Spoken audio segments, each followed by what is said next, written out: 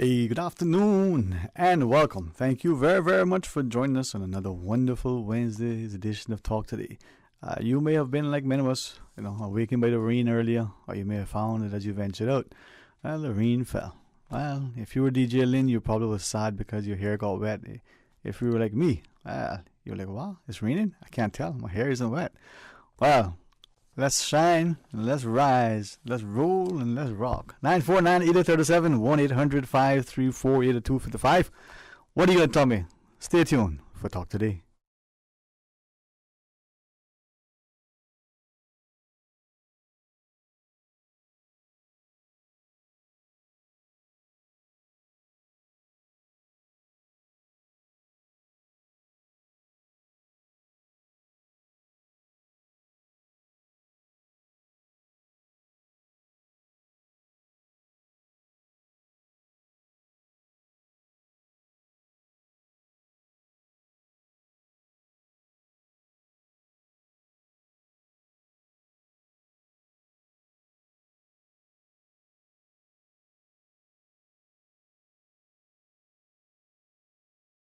Hey, good afternoon and welcome back. And thanks very much for joining us as we invite you to be a part of our discussion. It's going to be open line until 1:30. 1:30, Ms. Mona Lisa Mead from the Tourism Attraction Board is going to join us. We're going to talk about Cocoa Fest.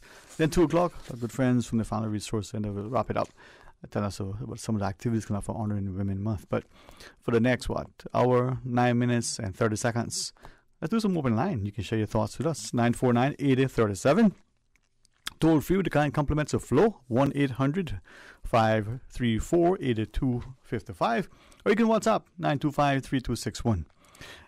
Listeners, whether they're listening and getting informed by your news and updates, whether they're entertained and involved with our programming relative to the requests of the wonderful music that our on-air talent play. And I say this recognizing that we have a lot of radio stations, and someone joked and said, "Pretty soon there'll be as many radio stations as there are churches and bars."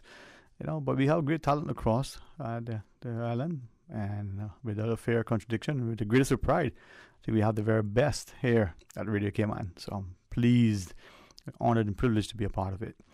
As we invite you to share your thoughts with us. Now, one of our listeners messaged and said, "I was glad it rained. I can now go out to rake the leaves with all the dust flying." And that's been a thing, I remember growing up, sometimes it gets so dry. Parents, your mother in particular, say, like a dust bowl out there. You see how things have changed. We go back to the discussions last week relative to the tree planting initiative across the country as part of the Jubilee celebrations.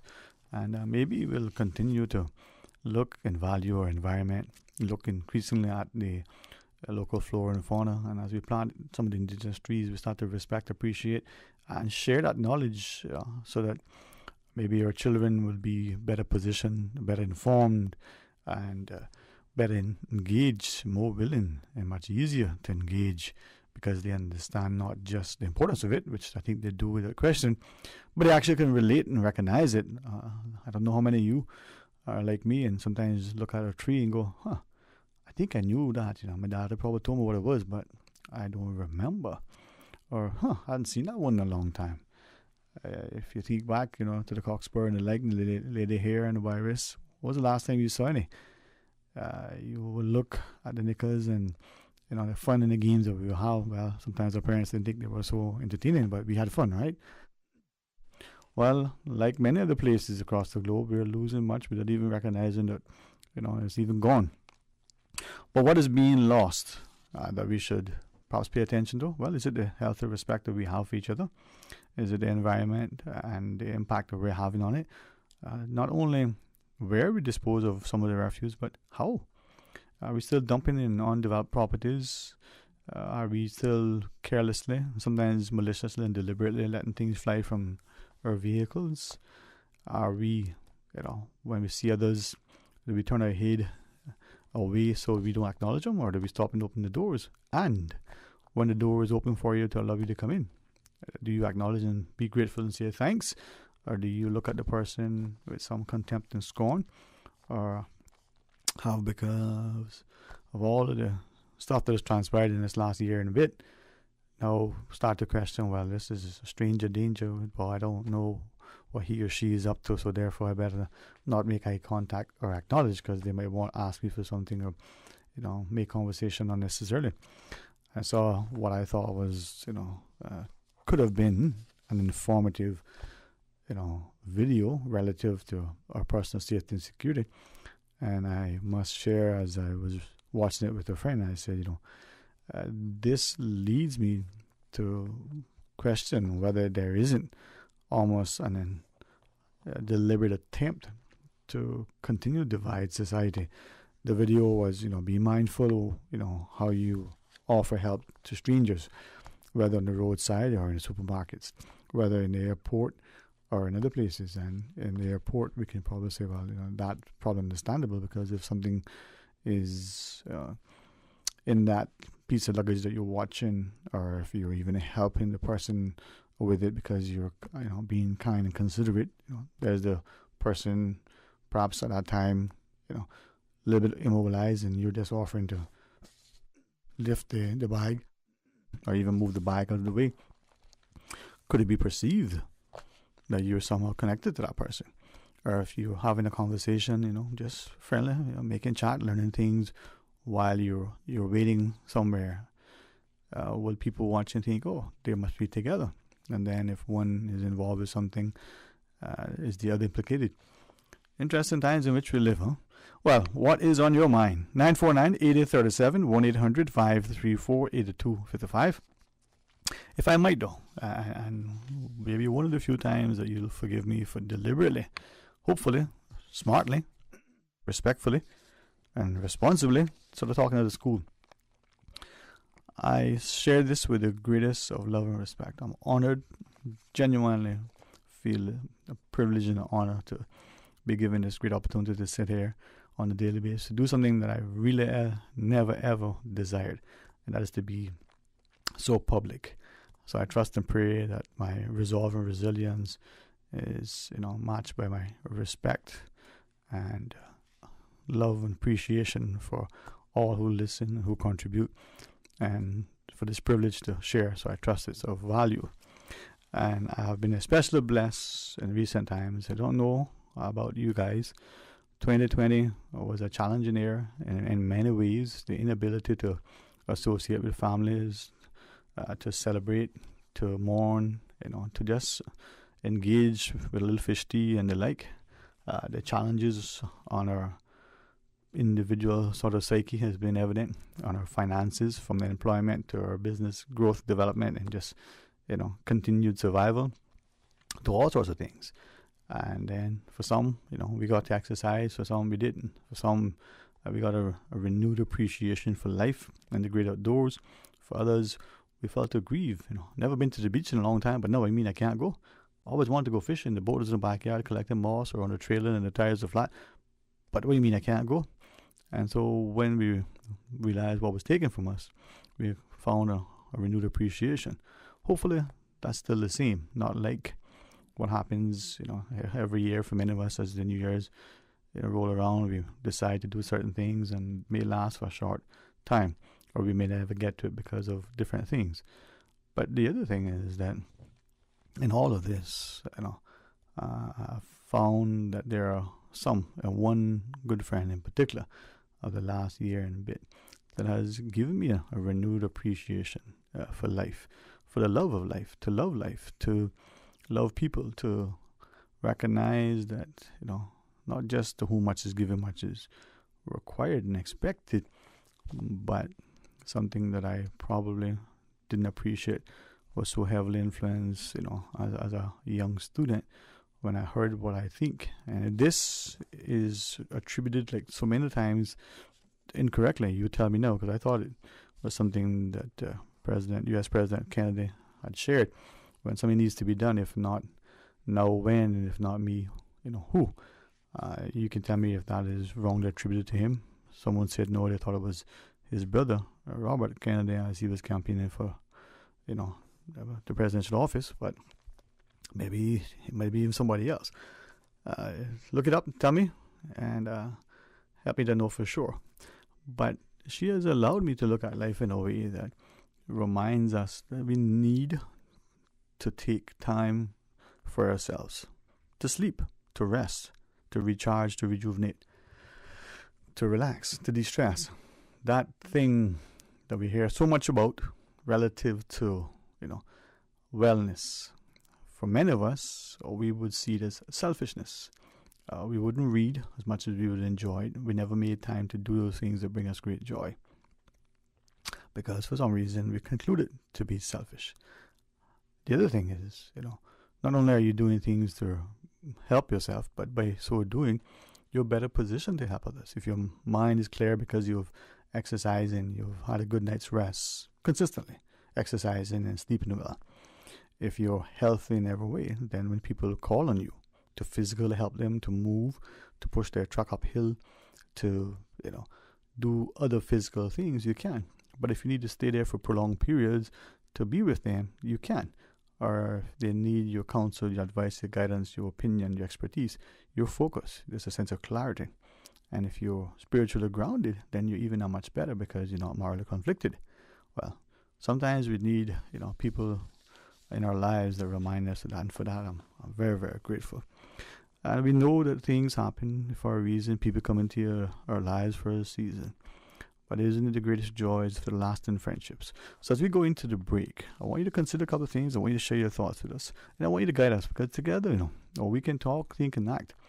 And together, if we do it out of love and respect for one another, if we hold each other accountable, if we're prepared to be responsible, then we can do it much better. If there are no ulterior motive other than doing great things, no hidden agendas, well, may sound naive, but could it not be a noble endeavor? Well, let's pause and take a break. When we come back, give us a shout and share your thoughts. Stay tuned for Talk Today.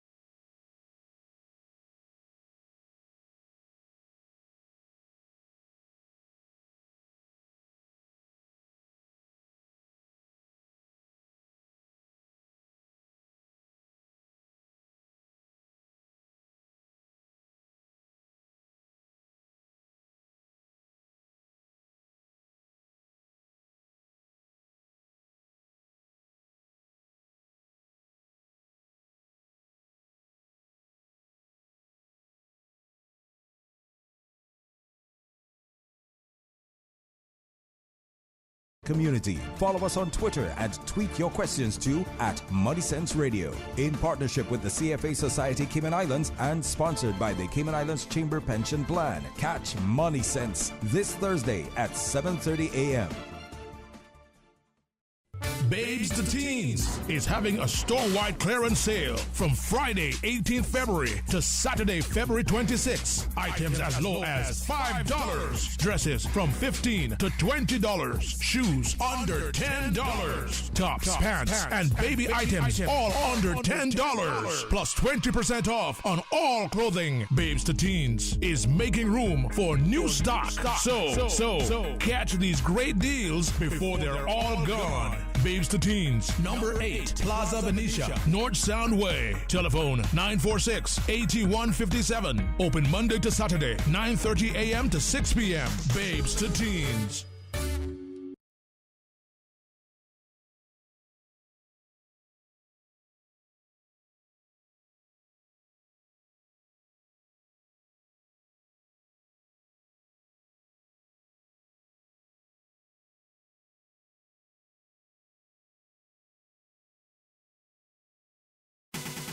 The Work Jobs Cayman payment portal has been upgraded. Now customers can upload the application when making an online payment. This new portal feature allows for easier submission of applications. Call 945-9672 or visit www.worc.ky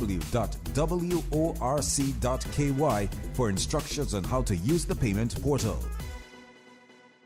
Talk today. But I do have some questions. Talk today. Cayman Islands' foremost listeners participation program. Talk today. Because there are more questions than answers. What the public is saying. Waiting to take your calls right now. Sterling Dwayne Ebanks.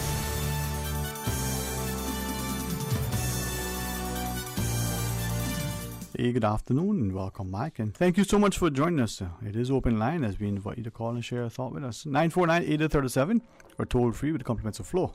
As we go to the phones, welcome, good afternoon. Thanks for calling.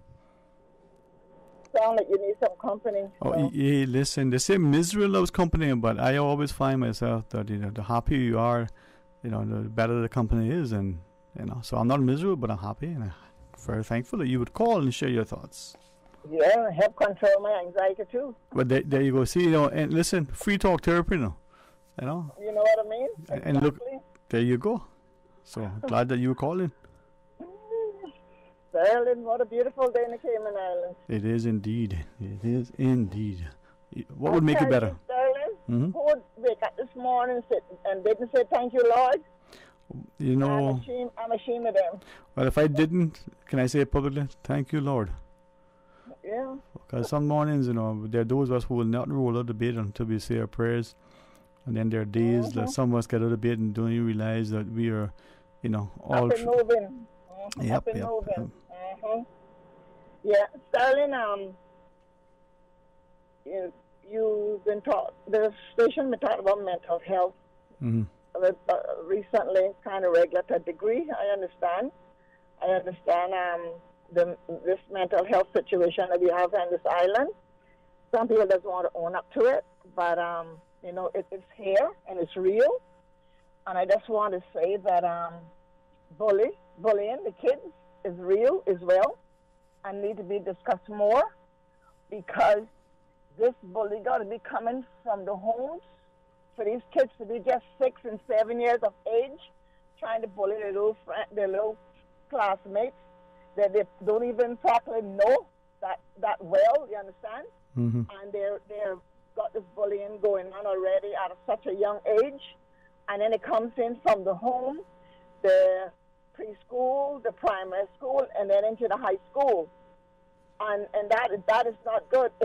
Something needs to be done about it. It needs some more education on it, and put these kids in their place when they do these things to other people's children, which is not fair, because you have a lot of parents, they will put their hair on a chop block for their child. But let me tell you something, Sterling. I have 2 children, and when they're out of my sight, I ain't putting my hair on a chop block for them. You understand? Nowhere in the world I can put my hair on a chop block when my children is out of my sight. And parents need to teach their children from home. So you know what? You go into school. Whoever you come in contact with, you show them care and concern, and try to work together and live good. Because the children today are not living good. There's a lot of animosity. There's a lot of disappointment here and there in their lives. Sometimes even from a young age, and they just grow up with it because then people feel like the world owes them something. Sterling, the world don't owe you anything. You want something, you better get out there and work for it and go to school and get a good education and be a good ambassador and a good individual for your country. Because if you can't have a good bringing up, when you get in the working force, you're not going to last long in the working force. The way the things are going right now with jobs in this island, it's not going to work. Let me ask two things. You said, children have a lot of animosity, I guess anger, frustration, and all those things might go. Why do you think that is? Because some of the homes are so broken. Okay. It's the mother doing everything, or sometimes the grandmother doing everything, or the father doing everything, and the kids are being lost a degree in society, and so forth. And we need to do something to keep our children uplifted. Right. I hear people say there's nothing in Cayman for the kids to do. That is garbage. That is pure garbage, Sterling. Because if you want your child to become somebody, you will find time and you will find people who can instill positiveness into your children or your child. Okay, so let me ask, because I've heard a lot of people say, parents and children, young adults, there's not enough to do, there's nothing to do. But then I've also heard a lot say, well, the activities that are available are too expensive, they cost too much, you can't do it for too long, or if it's not revolving around the sun and the sand and the sea, then it's not that much, or even sports. Would that be too much a generalization? Too expensive, or always outdoors? Poor excuse. Okay. Darling, you have a yard. Mm-hmm. Even if you live in an apartment, you can go outside and do activities with your children in your own yard. Mm-hmm. I went to Jamaica many years ago, and I saw guys going down the road bare feet and proper half naked, and had a wheel with no tire on it, and had a stick in it, pushing that wheel down on that hill, and enjoying that moment. I said, "Now you look at that." I can't remember when I saw child and kid man doing such a thing. But okay, so one simple wheel, right? Bicycle wheel. But is then that somehow? And I really appreciate you sharing, because I think more and more that we hear some of the things that we think to be an issue, or we think it's only us seeing it. Maybe as we hear others, we might recognize that there is a common thread, and perhaps with that we can find some sort of consensus and take action to do something constructive. So let me ask, is it then that as a community we no longer value and appreciate life? Take for instance your example of the wheel. Perhaps something that we did as children, maybe something that we heard our parents or older siblings used to do. Are we not valuing the things that we have, or is it that what is happening? We're not valuing, and we're not appreciating. We don't appreciate what we have, and we don't value nothing that we have. We got this thing, we'll buy a refrigerator today, and if it goes up tomorrow, we go and try to buy another one instead of calling someone to repair it for us. Okay, so we got this low mentality that is just ruining ourselves, and we don't even recognize it until we can't get a job, or our children can't come out in society and hold a job, or mix and mingle with other children, other adults, or teenagers, because how they was brought up. Darling, parents do not have to sit down 24/7 with the children, but be constructive with the children. Don't run them off the Cayman Bay. Don't run them off to somebody's house. Right. But let me then ask, because I think, and I do recognize that we have the breaking up, we also have a caller, and I want to invite everybody. But as one message comes in, it says, my grandson have me, take him to fish, whether we're going for the rocks or from the wharfs. Is it then that as a society we're not making time? We say we don't have time. We probably feel like we don't have time, but is it that we're not making the time? If you are important to me and I say, man, I want to catch up with you, but I don't make time, you might feel Yeah, you say you're important to me, but I'm not a priority to you. Sterling, time is a factor with life today. Yeah. People doesn't have time for this and that. They're so busy. They got 2 and 3 cell phones. They're in the beauty shop. Some say they don't want to go home at the end of the day. You know how many helpers get upset when their boss will come home in the evening time? The person that doesn't want to be bothered with their own children, that the helpers doing everything, from cooking to giving a bath, doing homework, putting them to bed when the family come home. They don't have no problem with them. But Sterling, before you cut me off, I want to say one more thing, and I'll let you go. Yes, ma'am. Yes, ma'am. I told OC this morning that the schools on Walker's Road, something needs to be done with the police department up there with that traffic, and these kids trying to get back and forth to their parents' cars, and the police don't have to step there all. They just come when the school is rolling, and when the school is out, they can come and work for about an hour and go about their business, rotate it. Okay. You understand? Well, a good idea. Sorry, go ahead. And Sterling, when they first opened that gate that goes into the chapel church there on the road there by the high school, I can't recall the name right now.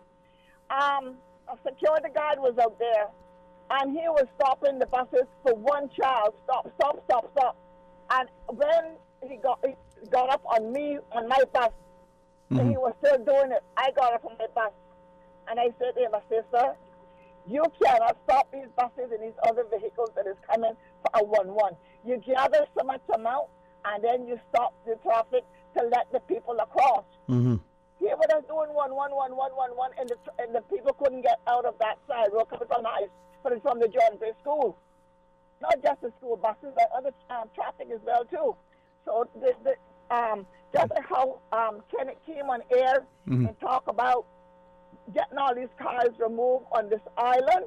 We need someone to come and make that same threat about how to protect our children Walker's Road with these police officers, and coming into neighborhoods in Newlands and look at the cars that is being parked up on the side of the road and blocking traffic, blocking stop signs, and so forth and so forth. I know you're busy, but I might just call you back because I feel hot right now to talk. You go right ahead, man. And to your point, yes, we can partner with the police, but as parents and the PTA and the school, is there a way that some of us could do, rotate it out amongst the parents, maybe the older parents that are retired, the parents who may have a little bit more flexibility in their schedule, from our grandparents to our aunts and uncles.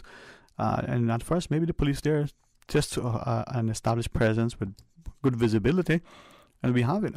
Again, let's not wait for government. Let's not worry about, somebody else. Let's just do it together. We could be there building a stronger community because then we draw alongside each other. Just a thought. Can you imagine, man, if I hadn't had my videos this morning?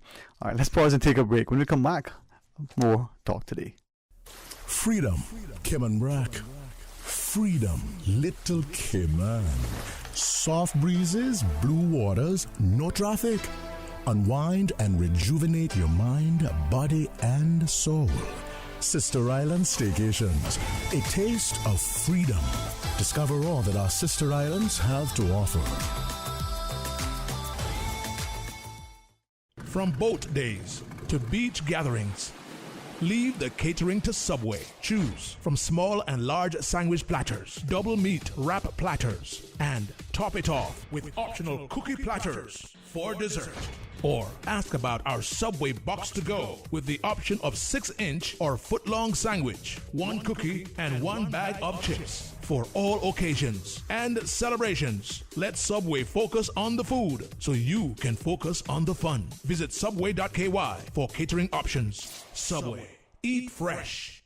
Thinking of getting a hybrid but don't know much about them? Vant Motors has 3 great reasons why you should own the Toyota CHR. Hybrids save fuel, run cleaner, reduce CO2 emissions, and even recharge their batteries while being driven. So there's no need to plug in a hybrid, making it both economical and fun to drive. And you don't have to replace your battery every 2 years. The CHR Hybrid is reliable, providing up to 1 million kilometers on the same battery and engine. Oh, and now you can save $2,000 off the Toyota CHR, starting at only $33,500.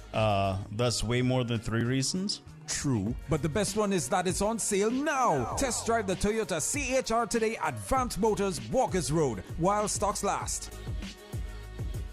20 years. Remember when Crew Road had no median and Linford Pearson was only 2 lanes? We do. When Dirty Reeds was down the street? We do. We have been there for the falls, the growth, and the rise. When your body and mind needed to change, Powerhouse Gym has been here. We've skated with you. Your first date, your daughter's first time on skates, your son's first strike. From football to squash, to karate and hockey, to bowling and concerts, and everything in between. For 20 years, So much has changed, some for the good and some not so much. Through it all, King Sports Center has been here for you, for Cayman. King Sports Center, celebrating 20 years as Cayman's home for fitness, recreation, and relaxation. The 2022 Cayman Arts Festival is pleased to showcase their newest feature with the K Forte String Quartet featuring Sarah Newman, Harriet Henley, Joan Tamayo and Antonio Sanchez, performing Baroque-era pieces by Handel, Bach, Corelli, Vivaldi, Telemann and Purcell. Fall in love with the passionate quartets of the violins, a viola and cello. Thursday, February 24th, 7 p.m. to 8:30 p.m. at the National Gallery of the Cayman Islands. Tickets are US $40 for adults and $10 for students. For more information or to purchase tickets, please contact enquiries at caymanartsfestival.com or call 922-5550. The K Forte String Quartet, Thursday, February 24th, 7 p.m. to 8:30 p.m. at the National Gallery of the Cayman Islands. Talk today. But I do have some questions. Talk today. Cayman Islands' foremost listeners' participation program. Talk today. Because there are more questions than answers. What the public is saying. Waiting to take your calls right now. Sterling Dwayne Ebanks.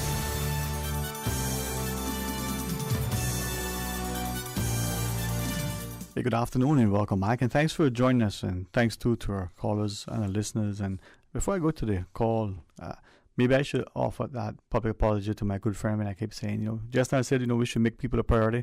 We say we won't get time, we don't make time. Well, hope you'll forgive me, huh? You want to know what I'm talking about? Better not ask. Let's go to the phones. Hey, good afternoon and welcome. Thank you for calling. Yeah, Sterling Dwayne Ebanks. Sterling Dwayne Ebanks, how are you? Sterling. Mm-hmm.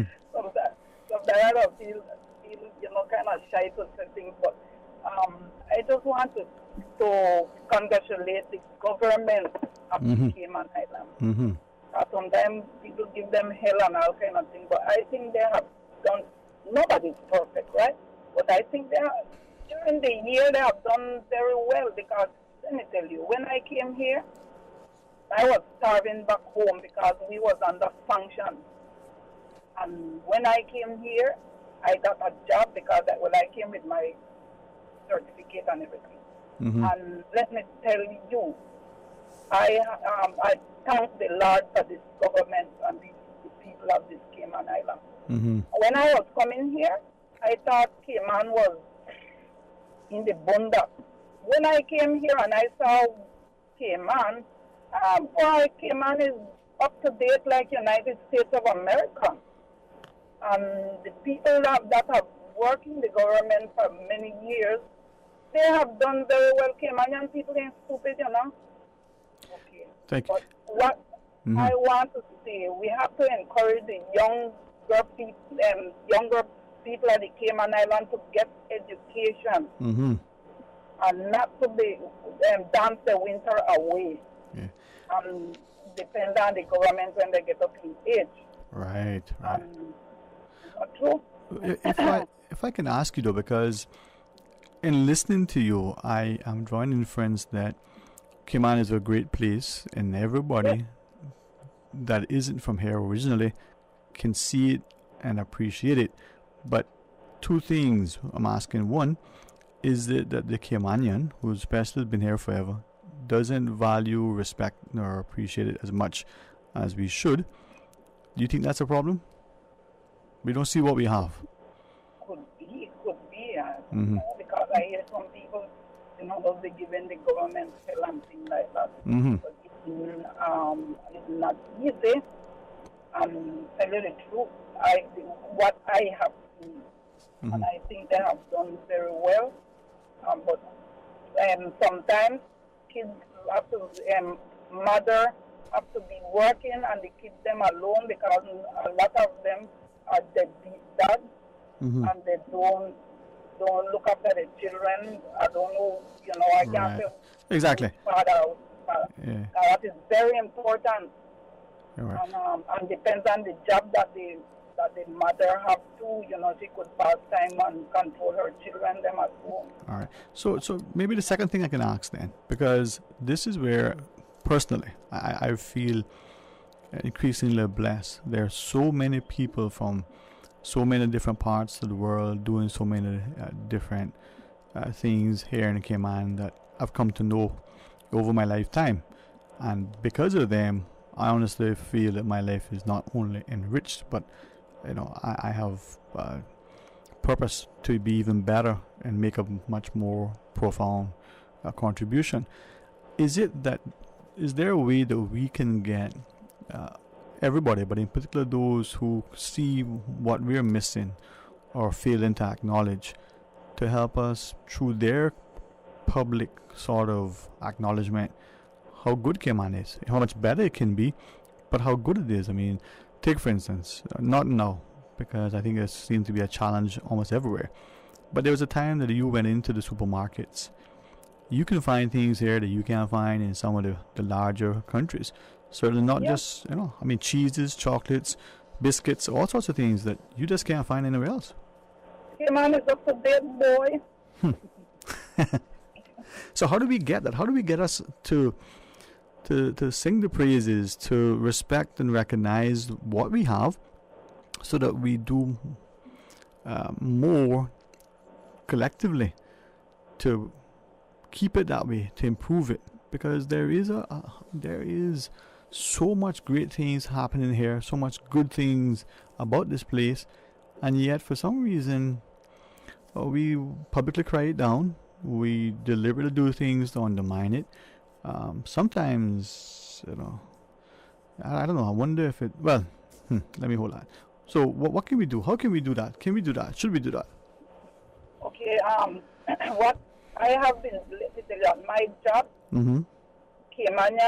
Many Caymanian children call me Mama V because I take them under my arm. And when one certain government was running for government, I told one girl, I said, look, many people talk that Caymanians, they are lazy, they don't come to work today, they don't come to work tomorrow. I said, form a committee between older Caymanians that is retired and educated, form a committee and make when the child gets the job, the young person gets the job, let them give them advice and let them keep up with them to see what happened. Why didn't go to work tomorrow? And advise them, because something, when you're young, I don't put down young people, because when you're young, many times you don't think, and if you don't have anybody behind you to uplift you,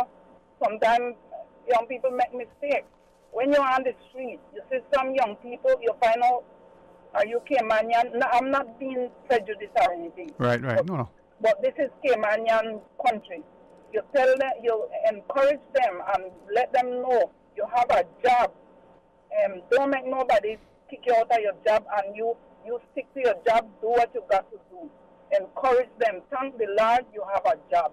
We have to encourage them. Our next thing, encourage them to get an education, because with Cayman Island government, as long as you want to get an education, it's there for you. So it's not that back in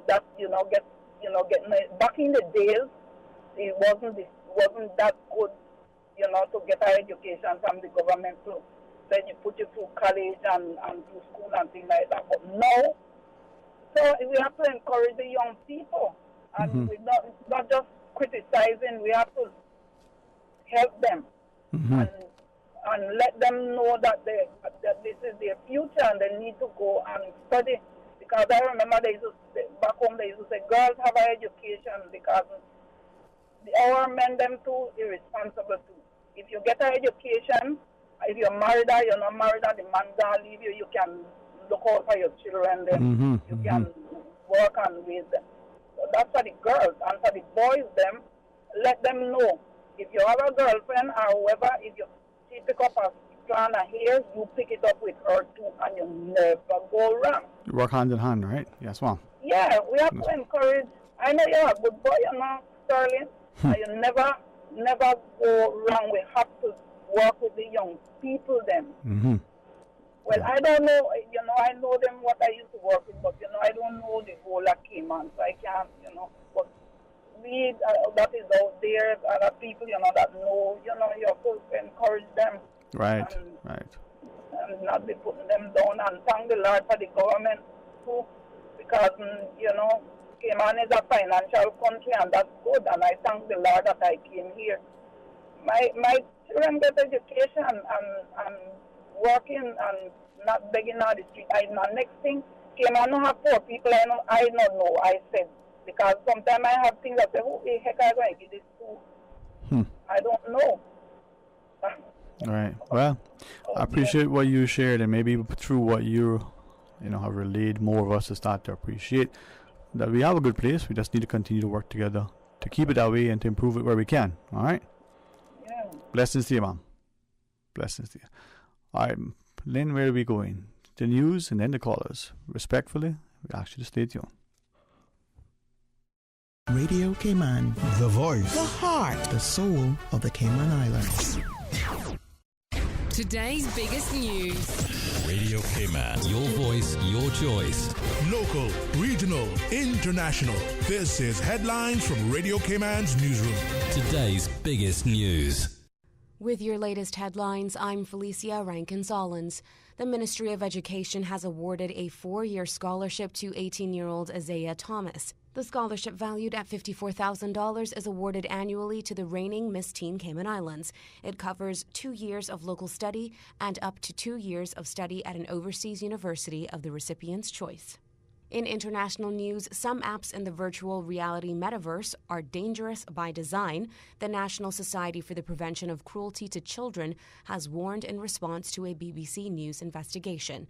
A researcher posing as a 13-year-old girl witnessed grooming, sexual material, racist insults, and a rape threat in the virtual reality world. The metaverse is the name given to games and experiences accessed by people wearing virtual reality headsets.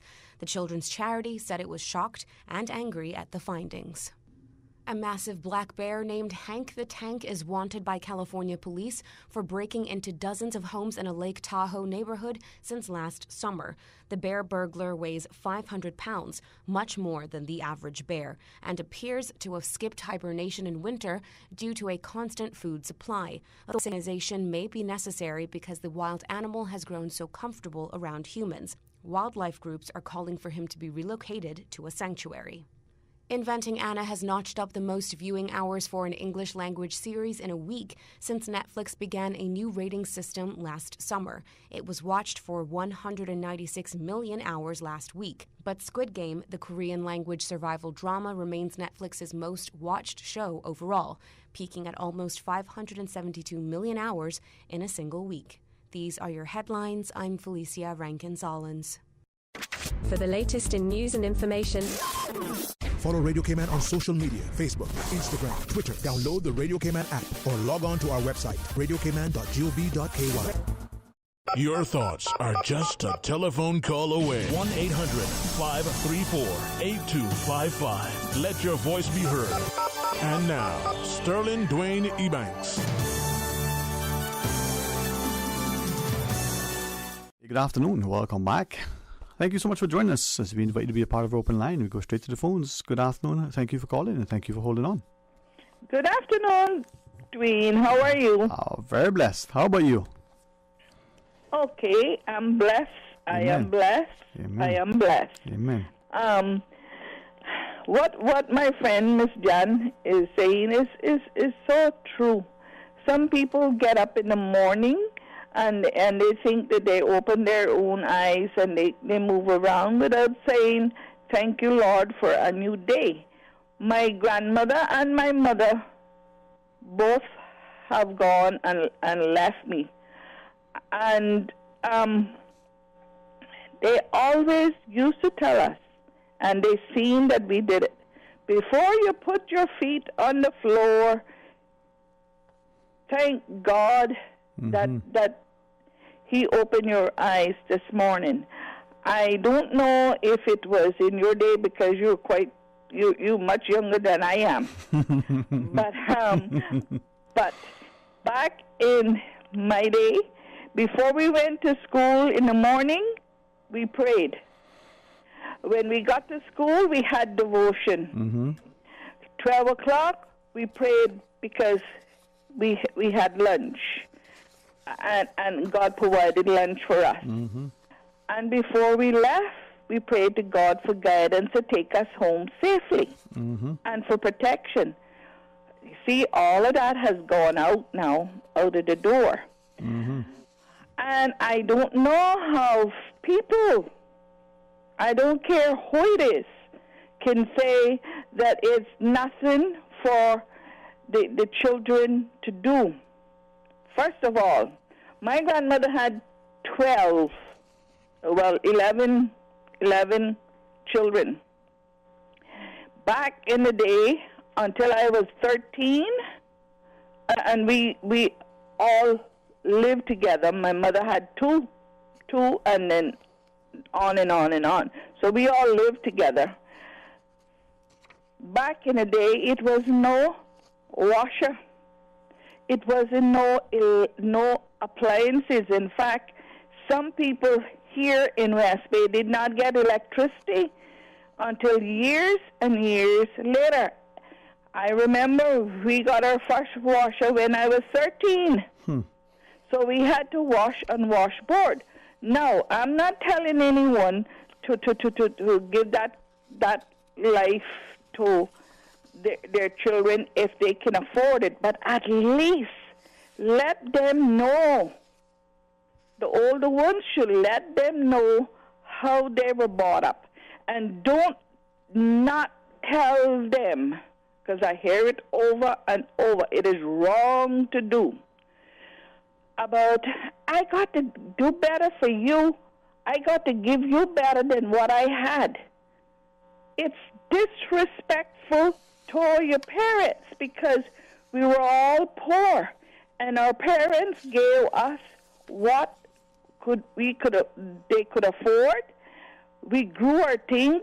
People was much more healthier. We ate from the sea, and now they're telling their children at age 5. My 2 uncles, I had 6. All of them went to sea. They were all seamen. Made two steps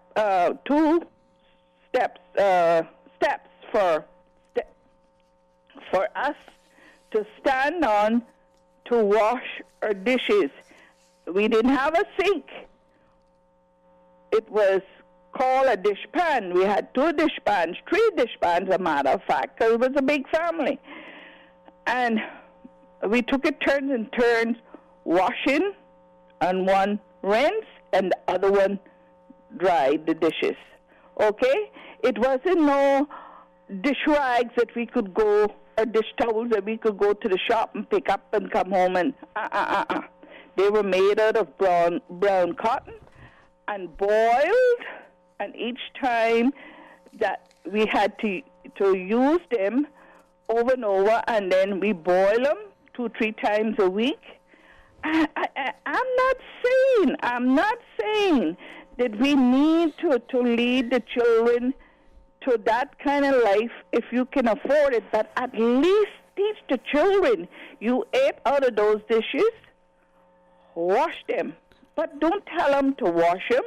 You stand by them and you show them. You know, it hurts me to see the people that choose a profession that, I'm not talking about the medical profession now, because I'm happy with that. A profession that keep them away from their family, from their children especially, and help us, like Miss Jan say, cook for them, homework, and then put them to bed. But if I can ask you, and I appreciate, I'm listening very intently and almost literally almost hanging on to each word you share. But let's take the last thing we have, and I would probably say from the early 80s is when I started to pay attention, primarily because, you're going from one school to the next, things are happening and you're consciously aware maybe from your family and the like. But it seems that we have, in our society, adopted what now has become an entrenched system where we hire people to raise our children, all of us, right? And I'm mindful to say this, that I don't inadvertently offend anybody. But for some people, that's the only how they can keep their job because there's no child care otherwise. For others, it may be a status thing, in terms of, when I have, help to do this, that, and the next thing. But can I ask, could it be that the expectations that we place on ourselves, the demands that are put on us by our employment situations, and just the sheer need to work many jobs or long hours in order to find the money to pay for the cost of living, is that somehow putting a significant strain on our families and contributing to this societal problem we're seeing, the breakdown in our homes and the like? Exactly what has happened, but remember now, not all of us are alike. I did not have a helper. Likewise, Peter has helped me in many things. In fact, he even showed me how to cook because when he came here, he was a chef. And then when he came here, we were in tourism that it was only Caymanians were in tourism, very few Europeans like him, like Roland, like Otmar Weber, now gone back to his country of Germany. And I could go on and on and on. But how in the world, mind you, it was the population wasn't as big as it is now. People had to wash on washboards, dish pans for dishes. I had to get water out of the well. Like I repeat myself, again, I am not telling anyone that can afford it to bring their children back to that, but at least tell them that this is what you had to do and see how far I have gotten because I got myself, I tried, I know how to work, so I got myself an education. Mommy and Daddy want you to do the same, will help you, will show you, but don't hide these things from these children. Right. So let me ask, because I think this is one of the challenges. I think as parents, we want to make life better for our children. And sometimes, without even realizing it, we're making it easier, not necessarily better. And like you said, we didn't make them appreciate the value of what we have because of the sacrifice, the hard work in which to get it.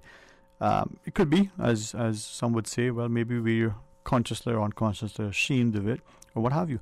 But let me ask then, are we not appreciative of the historical context?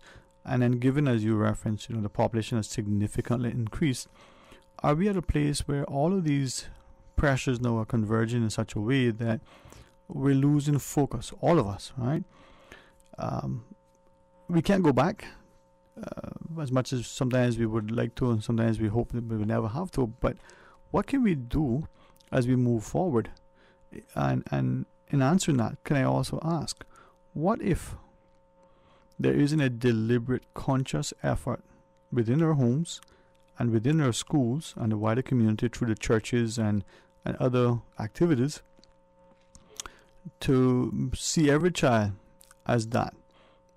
And what if we're looking at the children and assigning labels and consciously or unconsciously dividing them by color, by ethnicity, by who they're from, how much money the parents make, where the parents work, what schools they go to?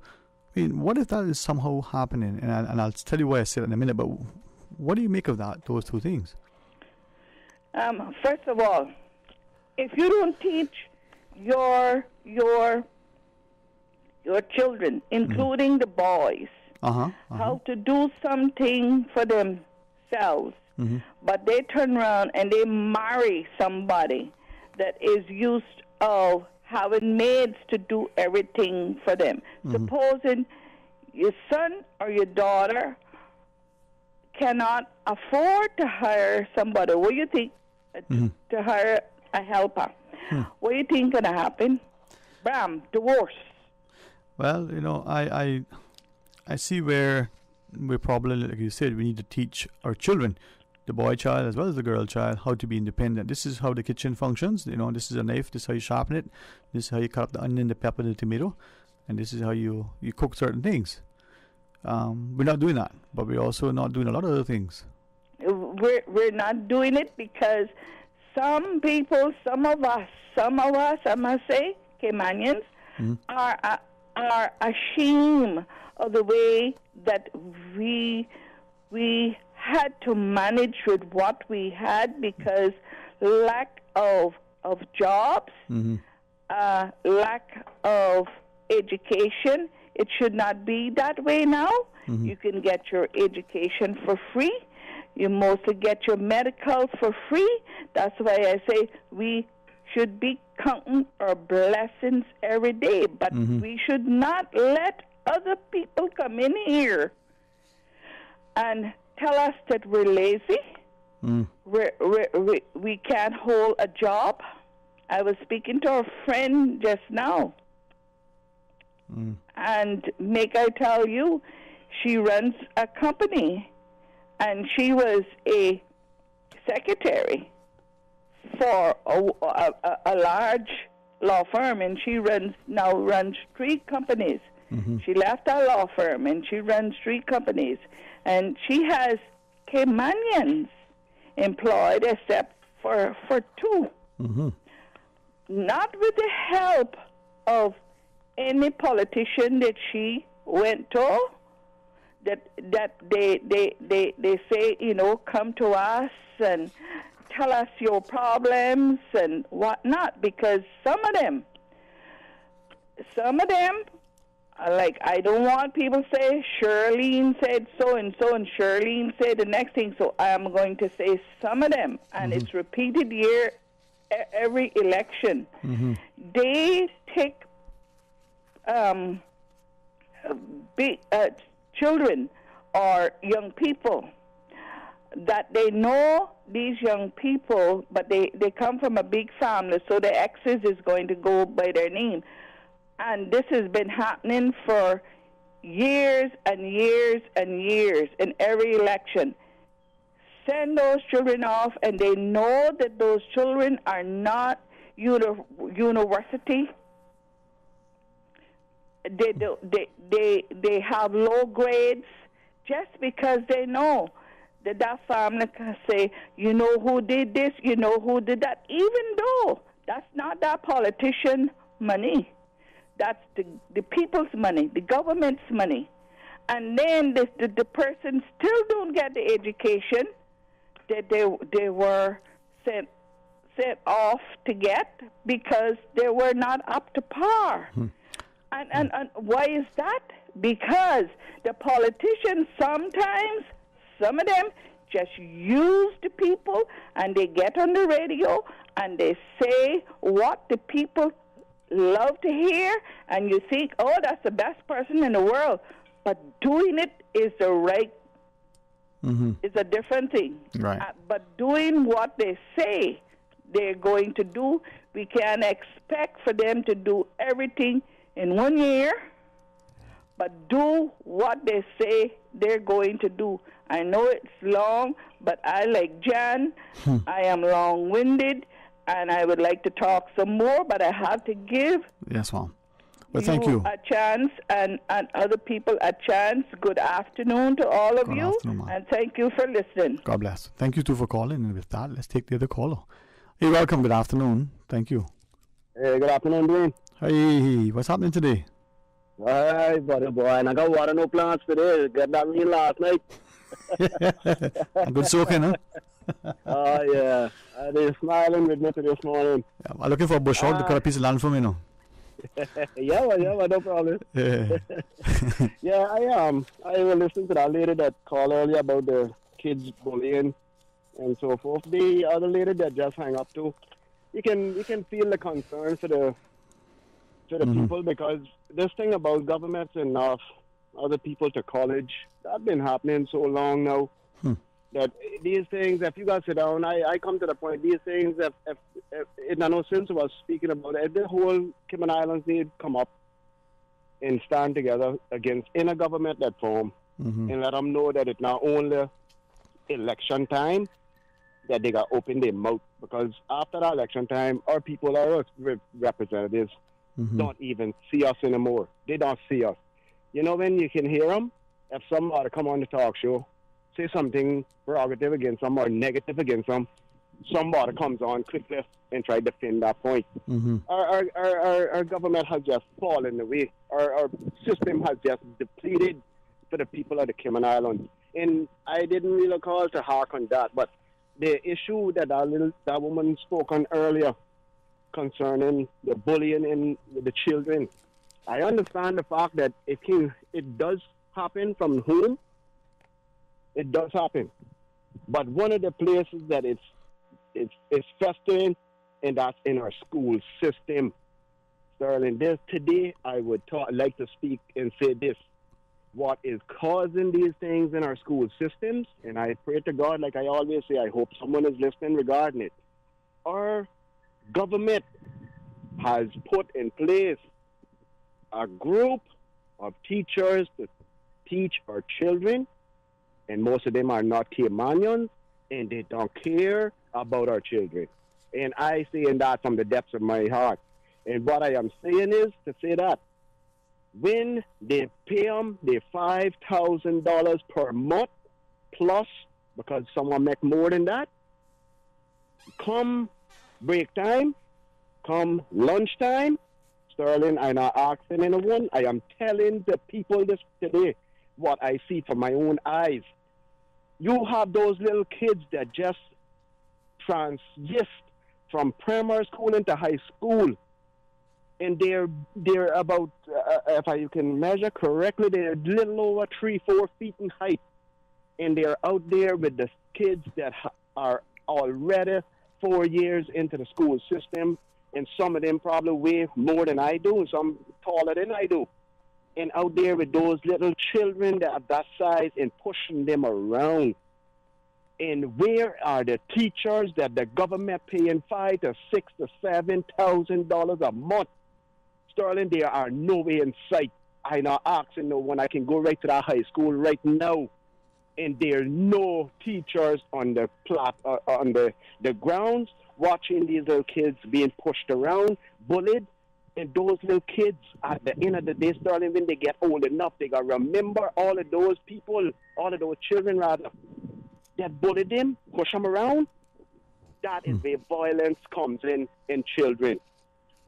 We need to understand, yes, like I said, it can start from the home, but a lot of it comes from these schools. Because our system, all they did was harbor laziness by paying these teachers this big lump sum every month for them to go and sit down every lunchtime looking after one another and laughing and giggling while the kids are out on their own. They knows nothing. The kids can be vaping in the school. They can be popping one another's face in the school. They can be even out of the campus. They don't even know. They don't even know. And these things I see for myself daily. I see kids walking all over the place. Where are these kids going? The teachers don't even know they come off the school compound. But yet they're making their big money come here next payday and every other payday. So how do we address that? Our government, these are the things that our government harbor laziness. When you, Sterling, if I had been on the job and I wasn't hard common labor, because you don't have no time to sit down when you're doing hard common labor. If I was being paid $6,000, don't you think I would sit back and relax too? I'm quite sure I would, because I would not want to take up the responsibility. Early on, someone mentioned about the police helping the kids across the street. That is something that could be looked into. And I think you mentioned about the people helping. Sterling, by all means, from my lips today, you know, who should be walking them kids across the school? Every classroom teacher should be responsible for their group walking back and forth across that road in order for them to be safe. When they make their month salary, they will say, you know what, boy, I worked for that month salary this month. But they're not doing it, so they're not going to do it, and they're not going to take no interest in the kids. These are the things that is happening, Sterling, and it ain't going to get no better till the government decide to say, you know what, change, make a change with that salary, and see how much more they got to pay attention. And you know what they probably do? They lie to pack their bags and run. But as long as our government style them like this, Sterling, they're not going to do no different. And it could cause our kids to retaliate on each other. And we got to start seeing it. We're going to start seeing it. A lot to really take in. And again, I come back to how do we work together if we're all living and working here. Because at the end of the day, you know, our children, you know, we may want to have one child, we may have 10, but they're interacting with their classmates, so they're all our children, right? Yeah, because when you stop and think, you just said the magic word. It's not us, it's the children.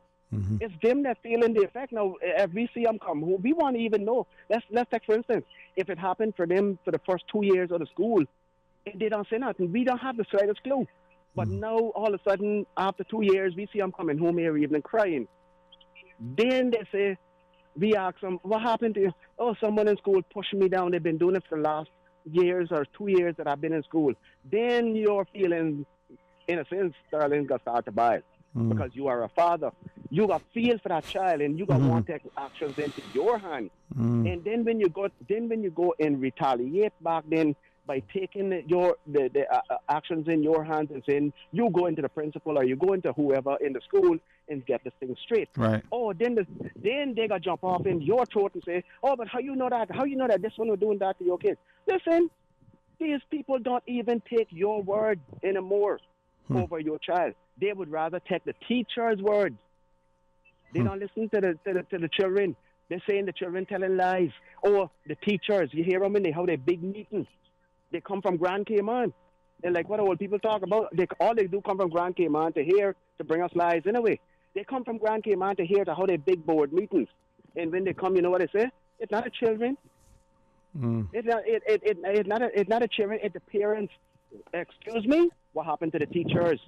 Those children cannot come out of school making up these lies and talk. And I'm not saying that they're not going to lie. I'm not saying that. But most of the time, these kids are not going to lie when these things happen because they come home and say, well, the teacher didn't help me. The teacher stood there and watched the other one hit me in the head. These are the things that are happening. These are the things that are happening in our system. Yeah, man. Well, I think from what you're sharing, we blame, are we willing to accept your responsibility? Hey, thanks for your thoughts, all right, my friend? Thanks, you too. All right, appreciate it. And with great respect to the next break, let's just quickly take this call and then we can join our listeners after. Hey, good afternoon. Welcome. Yes, Sterling? Yes, ma'am. Yeah, but I can hold on after the break too, you know. Yeah, we have a discussion schedule on Cocoa Fest, but yeah, ma'am, of course. But go ahead, ma'am. Yeah, Sterling, that gentleman, oh my God, I'm going to lose my job today when I get to talking because he said a lot of things that is so true. It is so true, Sterling.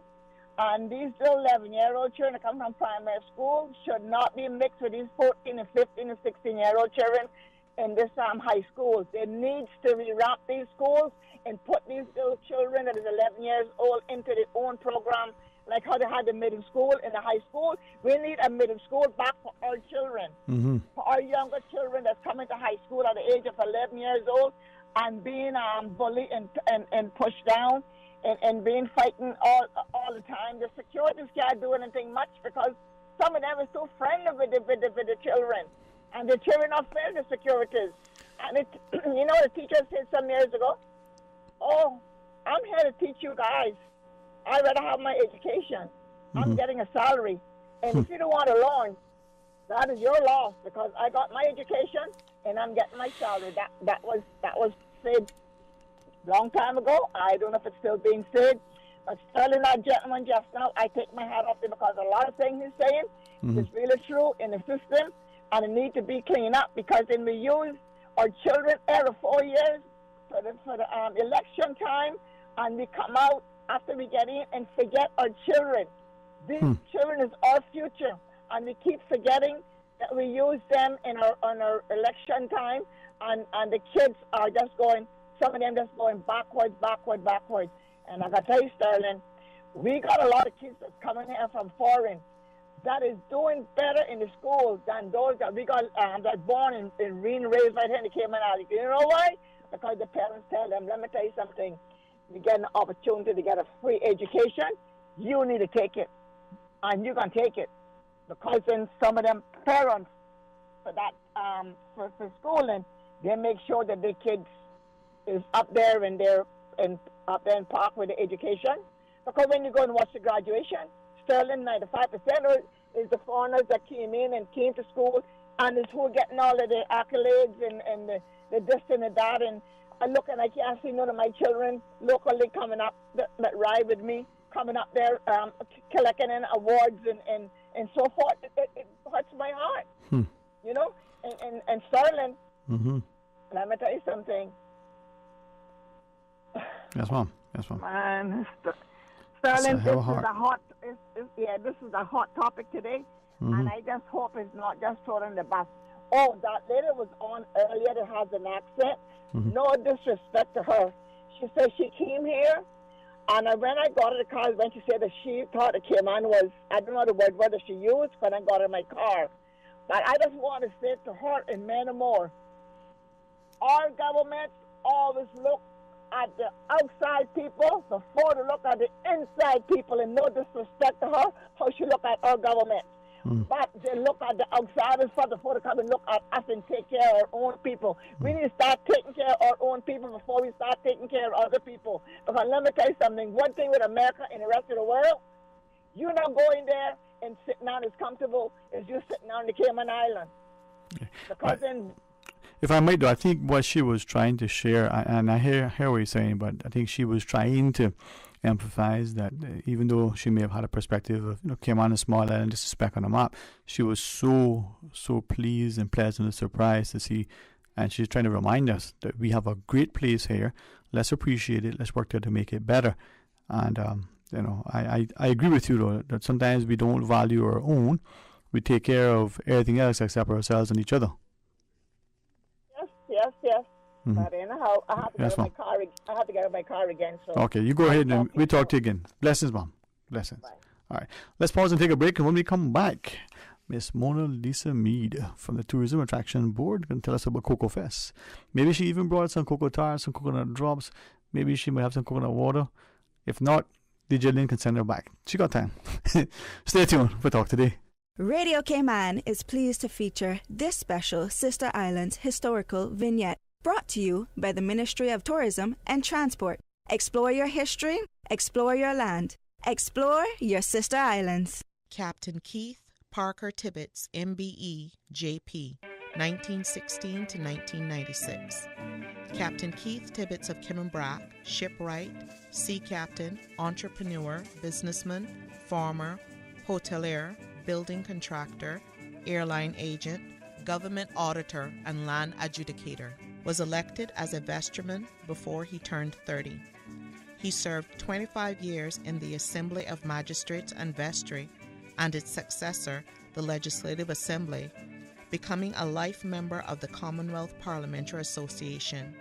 In 1962, Captain Keith presented a petition to Sir Kenneth Blackburn, Governor of Jamaica, signed by over 75% of the registered voters in the Sister Islands, stating that if Grand Cayman decided to remain under the governance of an independent Jamaica, Kimmenbrack and Little Cayman would separate from Grand Cayman and become a crown colony under the authority of the United Kingdom.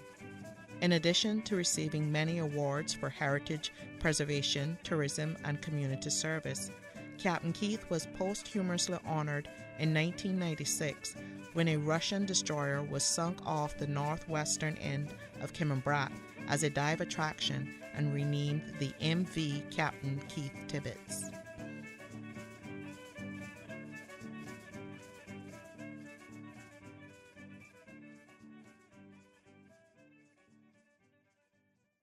Radio Cayman is pleased to feature this special Sister Islands historical vignette brought to you by the Ministry of Tourism and Transport. Explore your history, explore your land, explore your Sister Islands. Wouldn't it have been grand if you had purchased land 30 years ago? It may not be 2020, but a perfect vision has never been more clear. Cayman Brac and Little Cayman, poised for growth with an eye on the future. Your land, your history, your future. Discover all that our sister islands have to offer. For medical lab services in Cayman, go straight to MedLab. For a full range of medical services, pleasant, clean and comfortable environment, no long lines and affordable fees, visit MedLab at the Smith Road Plaza. Open Monday to Friday, 8:30 a.m. to 5 p.m. and half day on Saturdays. Call 949-7331 to make your appointments. For medical lab services in Cayman, MedLab. Ask our professional team about the benefits of cutting-edge technology with MedLab's new state-of-the-art digital mammogram machine. Refilling and transferring your prescriptions have never been this easy. Simply go to healthcarepharmacy.ky and follow the easy directions from your desktop, mobile device, or tablet. All you need to do is pop into Healthcare Pharmacy in Grand Harbor to collect your prescription. They're open 8 a.m. to 10 p.m. Monday through Saturday and 10 till 6 on Sundays and public holidays. No waiting in line, no wasting your lunch hour, no stress. Just easy online prescription refills and transfers from the pharmacy that has been caring about your health for 25 years. Call 947-8900 to speak to a pharmacist or go to healthcarepharmacy.ky and make life easy. Talk to Dick. But I do have some questions. Talk to Dick. Cayman Islands' foremost listeners' participation program. Talk to Dick. Because there are more questions than answers. What the public is saying. Waiting to take your calls right now. Sterling Dwayne Ebanks.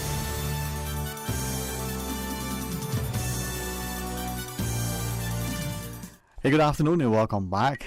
And thanks very much for joining us. Always a pleasure to be able to showcase and celebrate, the good things that are happening. Like a call earlier to say, there's nothing to do in Cayman. Well, if you're part of the Big Brothers, Big Sisters, if you're a mentor in some way, if you're just a parent and you want to honestly, actively engage your child in a very positive, entertaining, informative, and engaging, enlightening, educational manner, well, this Saturday, got a chance as we welcome Miss Mona Lisa Mead, the marketing coordinator over the Tourism Attraction Board. Hello, good afternoon. Good afternoon. It's been a while, Mr. Sterling. Nice to see you, and good afternoon to everybody who's out there listening. Thanks for tuning in. Thank you so much for coming into the studio, and always a pleasure, man. It's been too long. It is a pleasure for me as well, and it has been a while, and I thank you for allowing us to come in and talk about Cocoa Fest. So. Well, if I can, hopefully I don't say this improperly, the government for gradually, sensibly,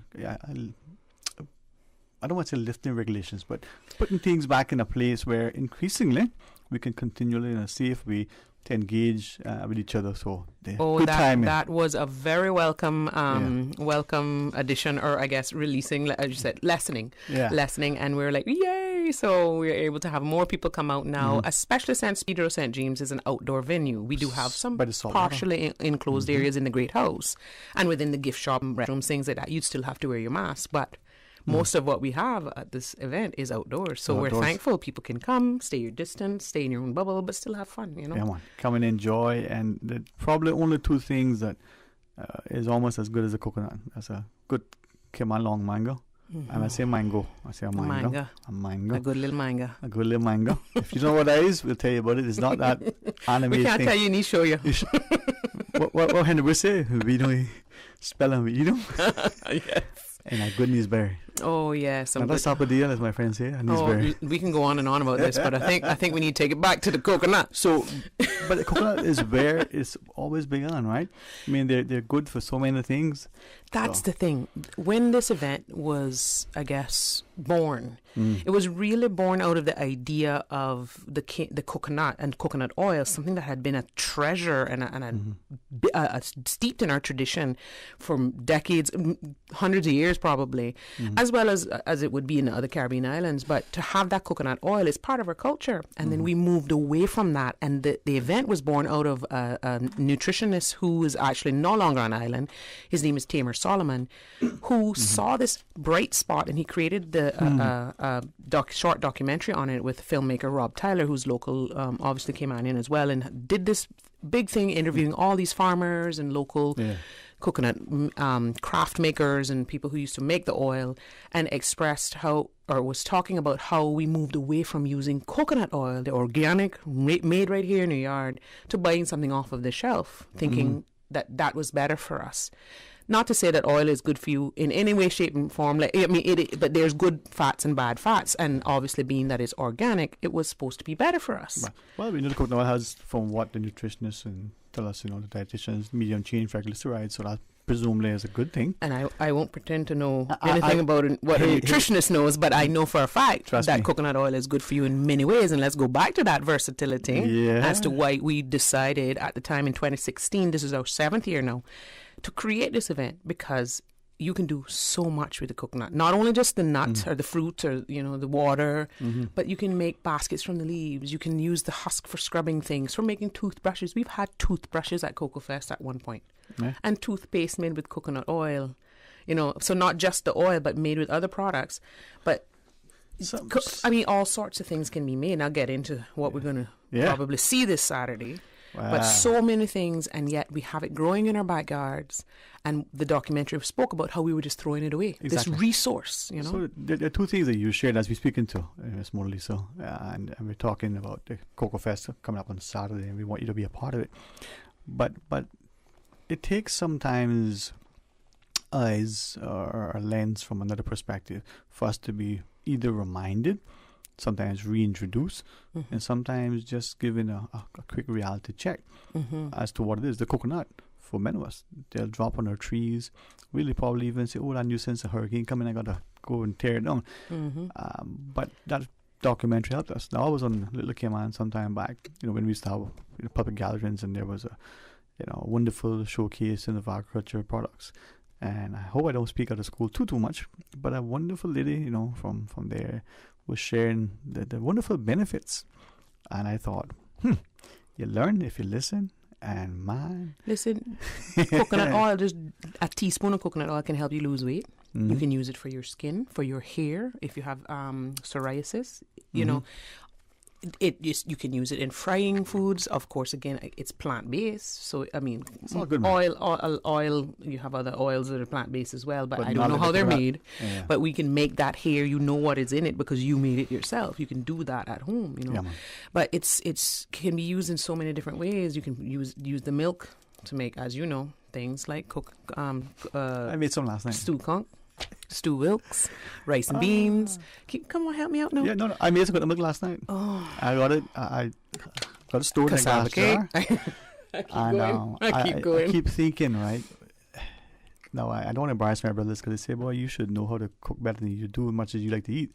But you're not paying attention sometimes, right? And we tend to, like you said, go to the shop because it's convenient. Sometimes we may see it as being cost effective at the time.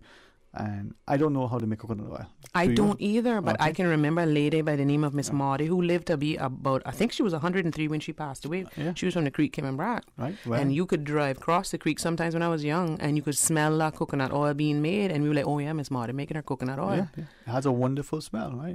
Friday we're going to celebrate 100, with a wonderful lady, Miss Brown. Just as a country, right? So we can do so much if we appreciate and respect and value the old ways, right? But take the coconut milk, we husk the coconut, we dig it out, and I'm not using other words, and we go all kind of ways with it, right? You blend it up, you squeeze it out, man. And then you can use the ground coconut to make candies and cakes and. So this thing's Saturday, not tomorrow? I wish it was tomorrow. Hear me saying? Listen, we have so many good things happening. Now, I have to say to people, because of the COVID regulations, last year when we actually had it, we did not stop. We were in lockdown, but we didn't have community spread. So we were free. We didn't have any masks, things like that. This year, obviously, we're still under the pandemic, still rules, I think, but we decided to scale down a bit. So last year I think we had 34 or 35 vendors last year. This year we'll have 24, and we took away some things that are high touch, like the Bunks and Castle, and a few of the games, because children are just now about to be able to on a wide scale, be vaccinated. So we wanted to not have everything touched. So the 1,000 persons able to come in at a good time, but we still want to have all of our hand sanitizers. We want to remind people that, stay your distance, remind them to wear masks when they're coming through. When you're at admission desks, you're not going to be able to be fully 6 feet away, but it won't be it will be for a short time. So we're asking people to wear masks. And once you get out into the it's a smart virus. Lawn, yeah. It didn't go to on Friday nights. I mean, it's a smart virus. So if you're not with somebody for too long, you're good, man. And the thing is, the event is from 12 to 6. So you can come in, stay for an hour, walk around, take a look at all the booths, enjoy what the vendors have, and you can go home. Or you can stay for all 6 hours if you want. You can relax under the shade. You can sit on the lawn, suntan if you want. As long as you're enjoying yourself. But I know that people like Cocoa Fest. I just want to kind of say it's not going to be fully as large and as big as it would be. We try to grow it every year. So this year we had to downsize. Understandable. It'll be smart and sensible. Miss Mona, we do have a caller talking about one question about Cocoa Fest. I use this headset to keep my hair in place. I'm sorry, I'm going to mess up yours, but that's okay. Let's go to the phones. Hey, good afternoon and welcome. Thanks for calling. Hey, good afternoon, sir. Good afternoon, Mona. Hey, afternoon, my friend. How are you today, man? How are you? Well, I can still rough regular poor, sober and ugly. There you go. Under that living yoke, my friend. Yes, man. Under that loving yoke. Yeah, when Mona Lisa brought up about Miss Maury, oh my goodness, what a lady. But Sterling, I'm ashamed that you don't know how to do coconut oil. Boy, listen to me. You know how hard it was to say that publicly? You know the grief I get for that? But I have a guy. Okay, well, I'll give you a crash course. Okay, would you please? Grate the coconut. Squeeze all of the milk out of the grated part of it. Let it sit in a cool place. This is the easiest way to do it. You skim the white stuff off the top. That's your oil. And you put it in a pan and cook it down. And it'll become oil. So you okay? After you get your coconut, you don't need a Miss Mona. So I was gonna ask, So you take the coconut out of the shell, you take the brown part off, you grind up the white part, and then you just cook it down. Once you take them out of the shell, you just grind them up. Squeeze and dry. I mean, and you can take and put sugar in what you squeeze out and eat that too. We used to do that. Many time. I don't know what you call that part of it. I mean, the trash. I call it coconut trash, but the trash. One thing, I don't know what name they would give it with putting sugar and stuff in it and eating it. They call it candy. That's good. Call somebody to make your mama know how much you eat. Yeah, I tell you. Listen, when we were younger, at the back of our house, my daddy had an actual stick that he just had buried into the ground, and he would just push the coconut on it and husk it. We'd sit down and break the coconut, eat it, just for a family time. Yeah, man. Yeah. But once you can take and because I mean, when you squeeze it out, you usually have a lot of water in it. Cause you put water in, to get all the milk out. But if you take and you boil it with the water, it can take a long time. So then you just put it down and make it the oil floats on top of water. I was gonna say you just scrape the top off. I know that much. So you scrape the top off. You put it in your pan and you boil it. They're what they call the residual oil. Okay. What they call virgin oil. What they do is actually put that white stuff through a cheesecloth and keep squeezing it till it comes clear. All right. But you just take that white stuff off, put that in that pot, boil them down, and she can come clear as well. Okay, so to make it, you always have to boil it down, or you can do it. No, well, that's what I'm telling you. You can take that white stuff off the top, which is the oil, and you put it in cheesecloth, and you keep squeezing it, and it'll become white or clear. Okay, all right. Two processes. So it's the cold press. Right, right. Yeah. Well, maybe Saturday somebody can come and see it done. Well, I think maybe you should come up and, if you have time, you should come and do a little demonstration. But Saturday, he not coming Saturday. Exactly. Oh, sorry. Yeah. Well, maybe you can come one time and we'll take video of it or something. We can keep that, share that with the other national entities like the museum and possibly other places that would like to have a video. Something like that would be great to do. Yeah, man. Yeah. So maybe you should get in touch with me at Pedro, and we'll try to figure out how to do that. All right. Because I think the video shows some of that. I remember some of what you said based on the Bright Spot video, which you can just go on YouTube and just look for that. But it doesn't give you a how-to from start to finish. Yeah, so that would be great to do. If you would, if you're inclined to get in touch with Mona, I mean, just leave your number with DJ Lynn, and he'd pass it along to her if you want. All right. Thank you for calling in. I appreciate that. All right. Not a problem. And no, I'm not me the matchmaker, so I don't want nobody getting in no trouble, Okay. This is a good match. I'm just connecting up people with food. Hey, thanks very much, man. Thanks. But this is one, as a caller, I mean, certain way to share with us, right? But as a caller alludes, so much will transpire that we get to appreciate it. And like a number of callers, one lady in particular shared, things that we did as children or that our parents did, we no longer do. We don't share. We for some reason, conscious or unconscious, may be ashamed of it. We may think, oh, well, that's the old ways. I think the word is disconnected. I don't know that we ashamed of it. I think we loved, because I can sit down here and I go, you know what, I remember that, I remember Miss Maudie. I can remember the smell now that I'm thinking about her of the coconut oil as we pass across the creek. And let me tell you, I think it's just we got, the world is getting smaller, we're influenced by other cultures, and that's fine, but we need to remember to go back to it. And you said something earlier where we moved away from it. So my children don't know how to make it because I didn't learn how to make it, but I knew people who did know how to make it, but they're now passed on. Yeah. So they can't teach us if they're not here. So we need to make it our... this is why we have events like this. But we need to also have people like, I'm sorry, I forgot the gentleman's name, but we need to have more demonstrations before. And Mr. Alvin, God bless him, he wasn't well for a while, but he used to do how to make coconut ice cream demonstrations for us. Yep.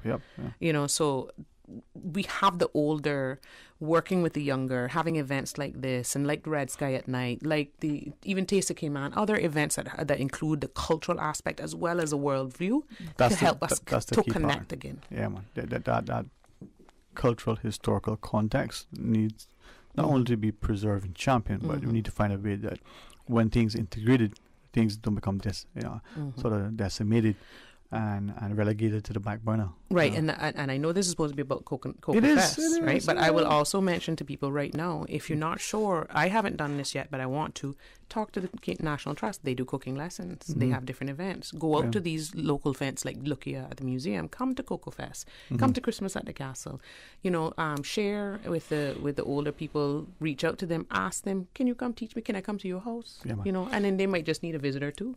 And sometimes, we I'm mindful because I'm not trying to offend anybody, but like I enjoy you come into my house and we cook together, we eat together, and with all this happening, we're so conditioned, we're so fearful, and maybe justifiable. We don't do that even with ourselves, right?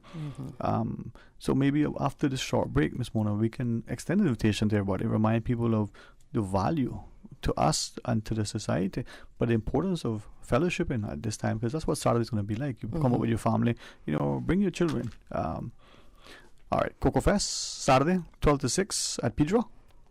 Is that what's happening? Yes, sir. All right, well, I can tell you more. Stay tuned for Talk Today. Money Sense is the only personal finance radio show and podcast in the Cayman Islands, bringing an informed financial perspective to the Cayman community. Tune in to Money Sense this Thursday at 7:30 a.m. as we talk with Tony Travers about the EU, blacklisting, and Cayman's current standing in the international community. Follow us on Twitter and tweet your questions to @MoneySense Radio, in partnership with the CFA Society Cayman Islands and sponsored by the Cayman Islands Chamber Pension Plan. Catch Money Sense this Thursday at 7:30 a.m. The offices of dermatologist Dr. Wayne Porter will be taking appointments until February 17th at his Crew Road Clinic. Appointment slots are limited. Whether you're seeking advanced skincare, Botox, filler, cosmetic skin enhancements, or simply looking to reduce wrinkles, Dr. Porter offers a full-service dermatology and dermatological surgery practice. For more information, email dr.portercayman@gmail.com or call 946-9020 to book your appointment today. That is 946-9020. Subway makes it easy for you to stay on top of your health and wellness goals with our Fresh Fit menu options. Choose from 5 Fresh Fit Subway sandwiches with only 450 calories or less per 6-inch sub. Turkey breast, veggie, oven roasted chicken, Black Forest ham, sweet onion chicken teriyaki, or make your 6-inch Fresh Fit sub into a salad or wrap prepared with fresh vegetables. For a full menu and nutritional information, visit subway.ky. Subway, eat fresh. For medical lab services in Cayman, go straight to MedLab. For a full range of medical services, pleasant, clean and comfortable environment, no long lines and affordable fees, visit MedLab at the Smith Road Plaza. Open Monday to Friday, 8:30 a.m. to 5 p.m. and half day on Saturdays. Call 949-7331 to make your appointments. For medical lab services in Cayman, MedLab. Ask our professional team about the benefits of cutting-edge technology with MedLab's new state-of-the-art digital mammogram machine. Busy, busy, busy. Feel like there's not just enough hours in the day. Savannah Pharmacy, service to make your life easier. Now you can WhatsApp your prescription order to 929-5045. And pickup is just around the corner with everything your family needs and convenient opening hours including Sundays and holidays. WhatsApp your prescription order to 929-5045. Savannah Pharmacy, wholesome values with modern conveniences.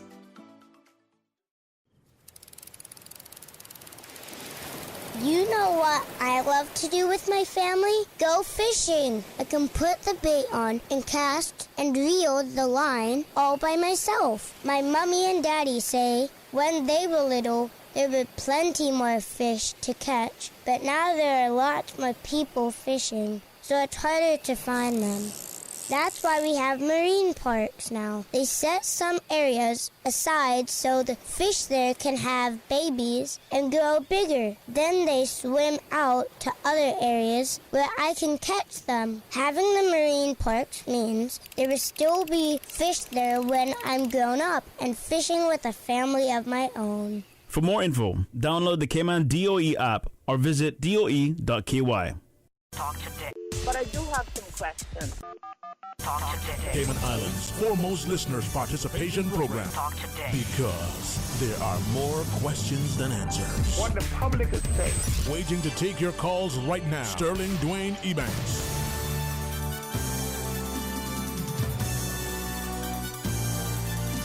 Hey, good afternoon. Welcome back, and thanks for joining us. And a few minutes of wonderful time in company of Miss Mona Lisa from the Tourism Attraction Board as we tell you about Cocoa Fest. A lot to get through in a few short minutes, but we have a quick call. Let's go to the phones. Absolutely, of course. Hey, welcome. Good afternoon. Thanks for calling. Hello. Hi. Hey, how are you? Hey, I'm good. I want to talk to Sterling. Good afternoon, Miss M. How are you? How are you? I am well. You sound... Miss M can fall out rich, you know. Uh-oh. Miss M, you're not grinding nothing. You're greeting. Greeting.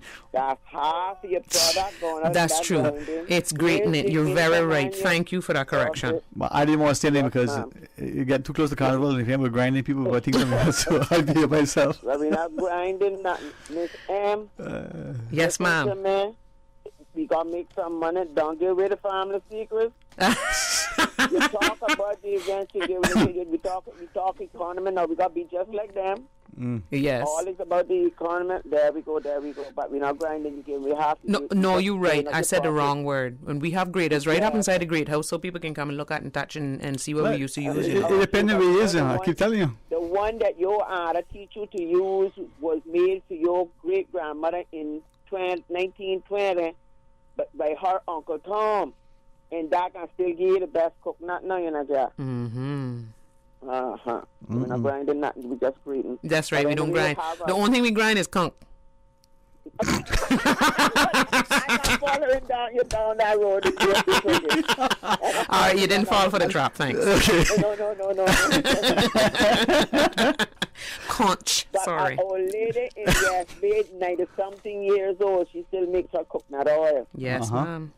Yep. 90-something years old. There we go. I think it has something to do with that she's using oil all the time when they get so old. Yeah, and her head is just as good as gold. So you say in the mornings when you were going to school now, you could smell making her coconut oil. Well, this was on all that black breeze and stuff like that. Well, no, because I was from West End, so this would be on the weekends when I was driving up and down somehow with my family.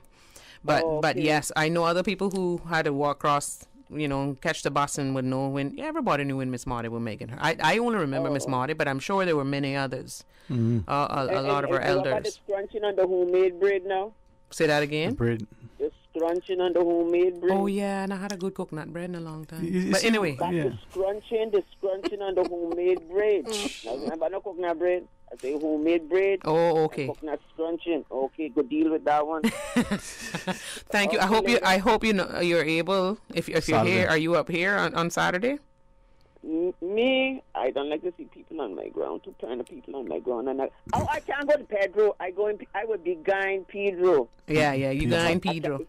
Yeah, I going Pedro, and I'm going to Pedro. Well, come on up then. If I'm there, you're there, then we both be there and we see each other. How about that? Yeah, that'd be good. Yeah. Chocolate. Bye-bye. Bye-bye. Bye-bye. Thank you for calling. That was sweet. Oh, she is a treasure, And, but, sorry, I'm sorry. Oh, sorry, Miss Mona. I got so distracted thinking about chocolate and coconut and they go good together. Oh, well, we probably have some chocolate and coconut on Saturday. Should I just quickly go through some of the people who would be there? No, let's take this call. We just put a call through. Okay. Apologies. Good afternoon. Welcome. Thanks for calling.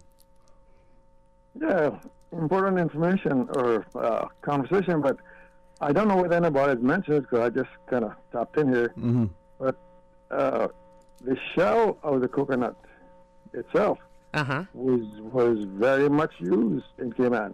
Mm-hmm. You made ornaments. In fact, it was drinking utensils out of it, and it was used for catching fires. In other words, the shell itself for the smoke pot. Not necessarily smoke pot, but catching fire in the morning when you're cooking with wood, because you needed something with a little flammable context, and the coconut shell would catch real quick. If you didn't have coconut shell, then you had to throw a little kerosene on the sticks to get them lit. That sounds like something that I had heard about when I honestly I think this is probably the second time I have ever heard that. So thank you for bringing that up, Is Mr. Loxley? Loxley?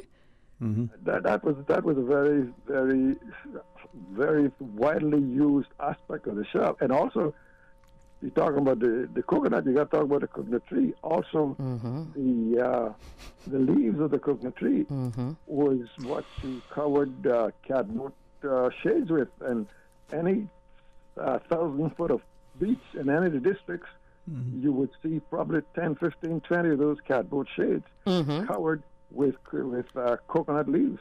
I remember that very well, actually. And they weren't only used to put catboats in. Anyway, I'll leave you with that. Well, thank you for those other two little tidbits. Maybe y'all can talk about something on Friday. See what's there. Check them out. All right. Well, thank you, sir. If it's okay, I'd like to talk about, just mention a few of the people who will be out there. So we are going to have Gigi's Kitchen, Miss Georgianne Seymour. I think, if I hope I'm getting her name right, probably ranking. Nana's Kitchen. We'll have Roast and Fry. Top of the Line will be there. We're going to have 345 Farm Fresh, where they have coconut vinegar. They will have also coconut water and cane juice, fresh sweet squeezed cane juice. We'll have Jazzy Cakes. So I know you're going to love the coconut lemon square bars that they do. I gotta save up. Body Treats will be there. So we have a few new businesses that are coming out to using the oil as base for beauty and health products. So people like Island Organics, Cayman Scents. We'll have Willie's Fresh Fruits and Juices, Powder Monkey, Grow Gourmet Treats.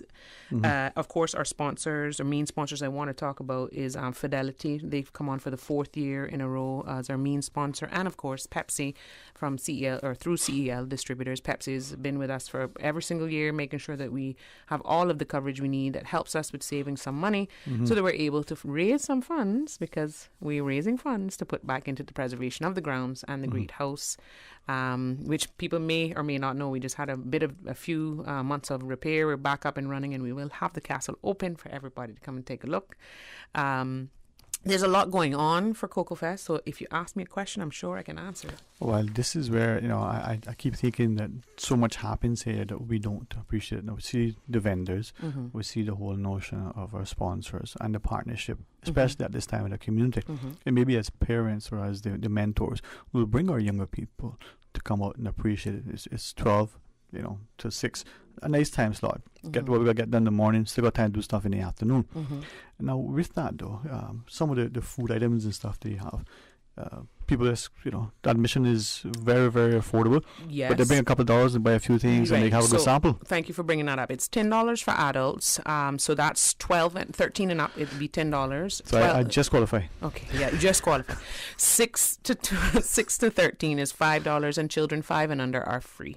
So when you do come in, obviously the door will also be a way we make revenue for the, try to get a little revenue for this event, as it's a fundraising event, bring people through the doors and have something to enjoy, and also touch on parts of our tradition and our culture, as well as to kind of get people thinking outside the box and what type of products they'll be showcasing. Now, the Visual Arts Society will be there. They will have a lot. Actually, I'm so glad Mr. Loxer brought it up, because we have jewelry made out of coconut shell will be there, coconut bowls, coconut cups, and Cayman Spirits is also on board with us again as a sponsor as well. They're doing a really fun thing this year where they're doing a coconut, well, it's for the adults, a coconut ice pop made with their coconut rum, sort of like a pina colada. But it's like in an ice pop, like how you would get when you were a little kid, running around outside, and you can just drink it like that. So sales of that will, I think, $1 off of each one will come to us as well as part of the fundraising. But again, that's a locally made product, that's made, right here on island. And of course, Seven Fathoms is an award-winning rum, so we partner with Cayman Spirits every year. 345 collection has come online, and they're doing our T-shirts for us. So we have some T-shirts on sale. We have raffle tickets, $2 a piece, and everyone who comes through as an adult ticket will get a raffle ticket, and hopefully people just enjoy the day, hear some music, get connected, sit on the grass, relax, have a nice day with their families. Yeah, man. Well, I'm hoping that as we look at what Saturday would be, it'd be a reminder of what we have here and what we can do together. Absolutely. And God's willing, I think I want to be a part of it. I've sort of moved my day around. I've missed a lot of good outings. This might be something. Yeah, so bring your family. Come on down. Yeah, man, it'd be great. So 12 until 6. Just the setting there is fantastic. It really is. One last thing too, we actually want to say thank you to the Bodden family for allowing us to have extra parking spaces at the park, the Savannah Park that's there, and across the road at the Cayman Islands Baptist Church. They allow us to use their parking lot as well. And we have a shuttle bus, the TAB's bus, that runs back and forth. We'll pick people up from the sidewalk at the church, so that if some of people are elderly or have small children, you don't have to walk so far in if this parking is a little bit heavy down at the castle. But again, it's 12 to 6, $10 for adults, $5 for children, 6 to 12, free for children 5 and under. Bring some food, bring some money, eat some food, buy some stuff, all local, shop local. This is all local, and enjoy yourselves. And now that we can have 1,000 people out, maybe it will be a little less stress. Yeah, man. It's a good setting, and there's something spectacular about that tasty salt air that's coming off. All right. We're going to pause and take a break. Miss Mona, God's willing, hopefully have the wonderful pleasure of seeing you Saturday. It would be lovely. Thank you very much for having me again. We appreciate Radio Cayman for always supporting us. It's for the community, and we are always encouraged.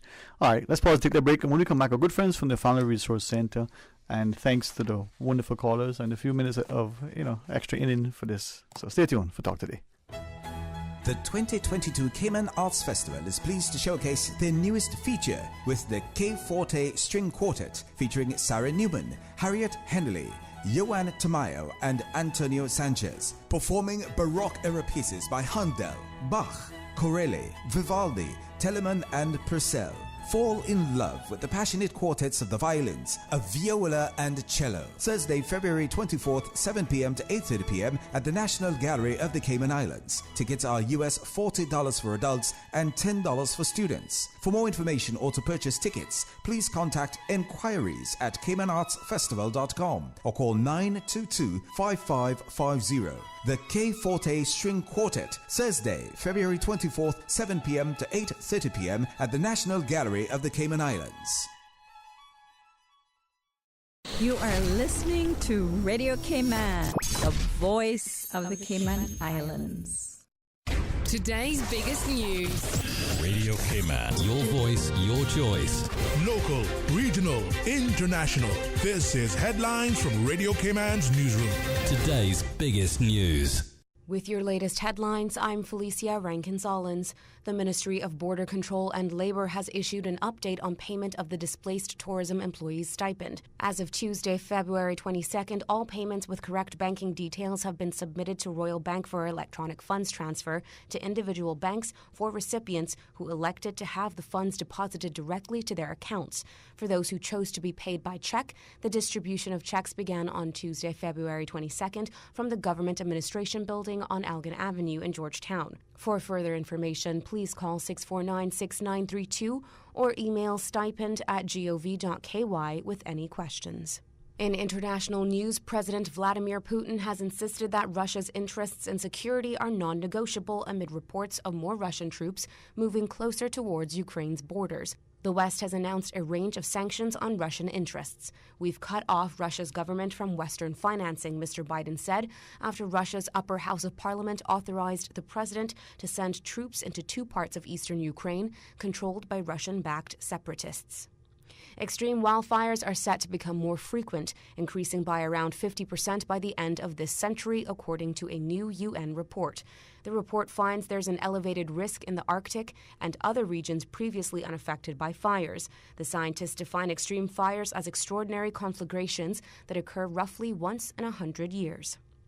Dutch police have overpowered a hostage taker by knocking him down with a police vehicle as he ran out of an Apple store in Amsterdam. What began as an armed robbery evolved into a 5-hour hostage drama reportedly involving a 44-year-old British man held at gunpoint.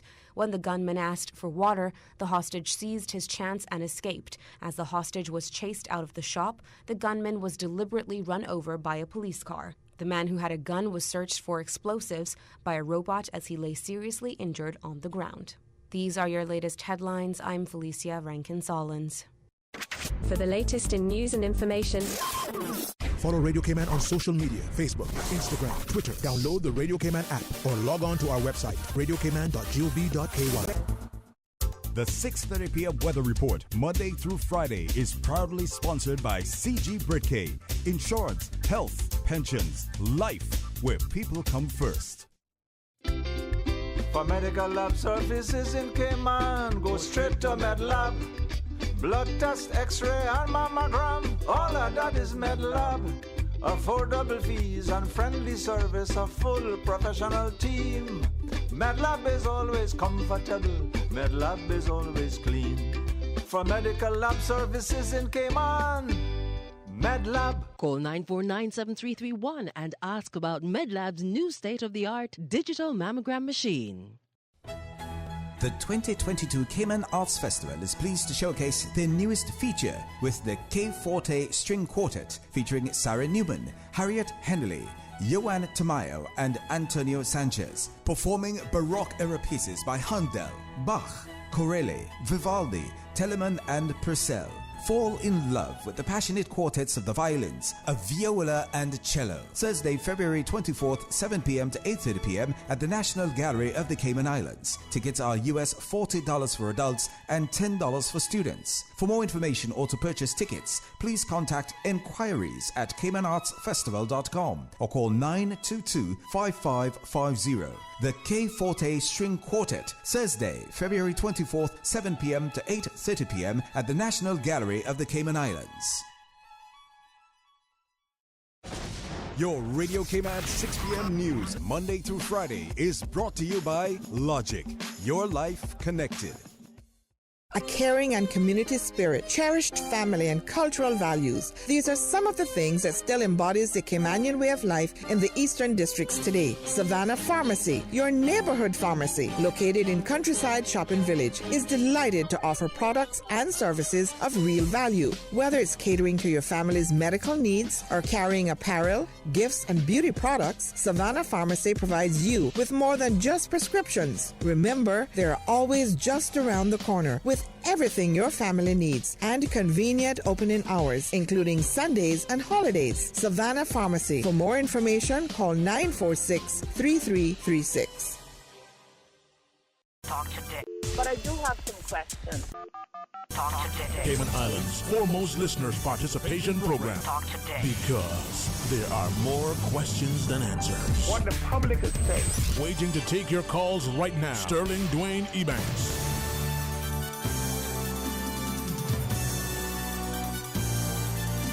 Hey, good afternoon and welcome back. And they say, make hay while the sun shines. Well, in Cayman, perhaps great coconut when they're dry.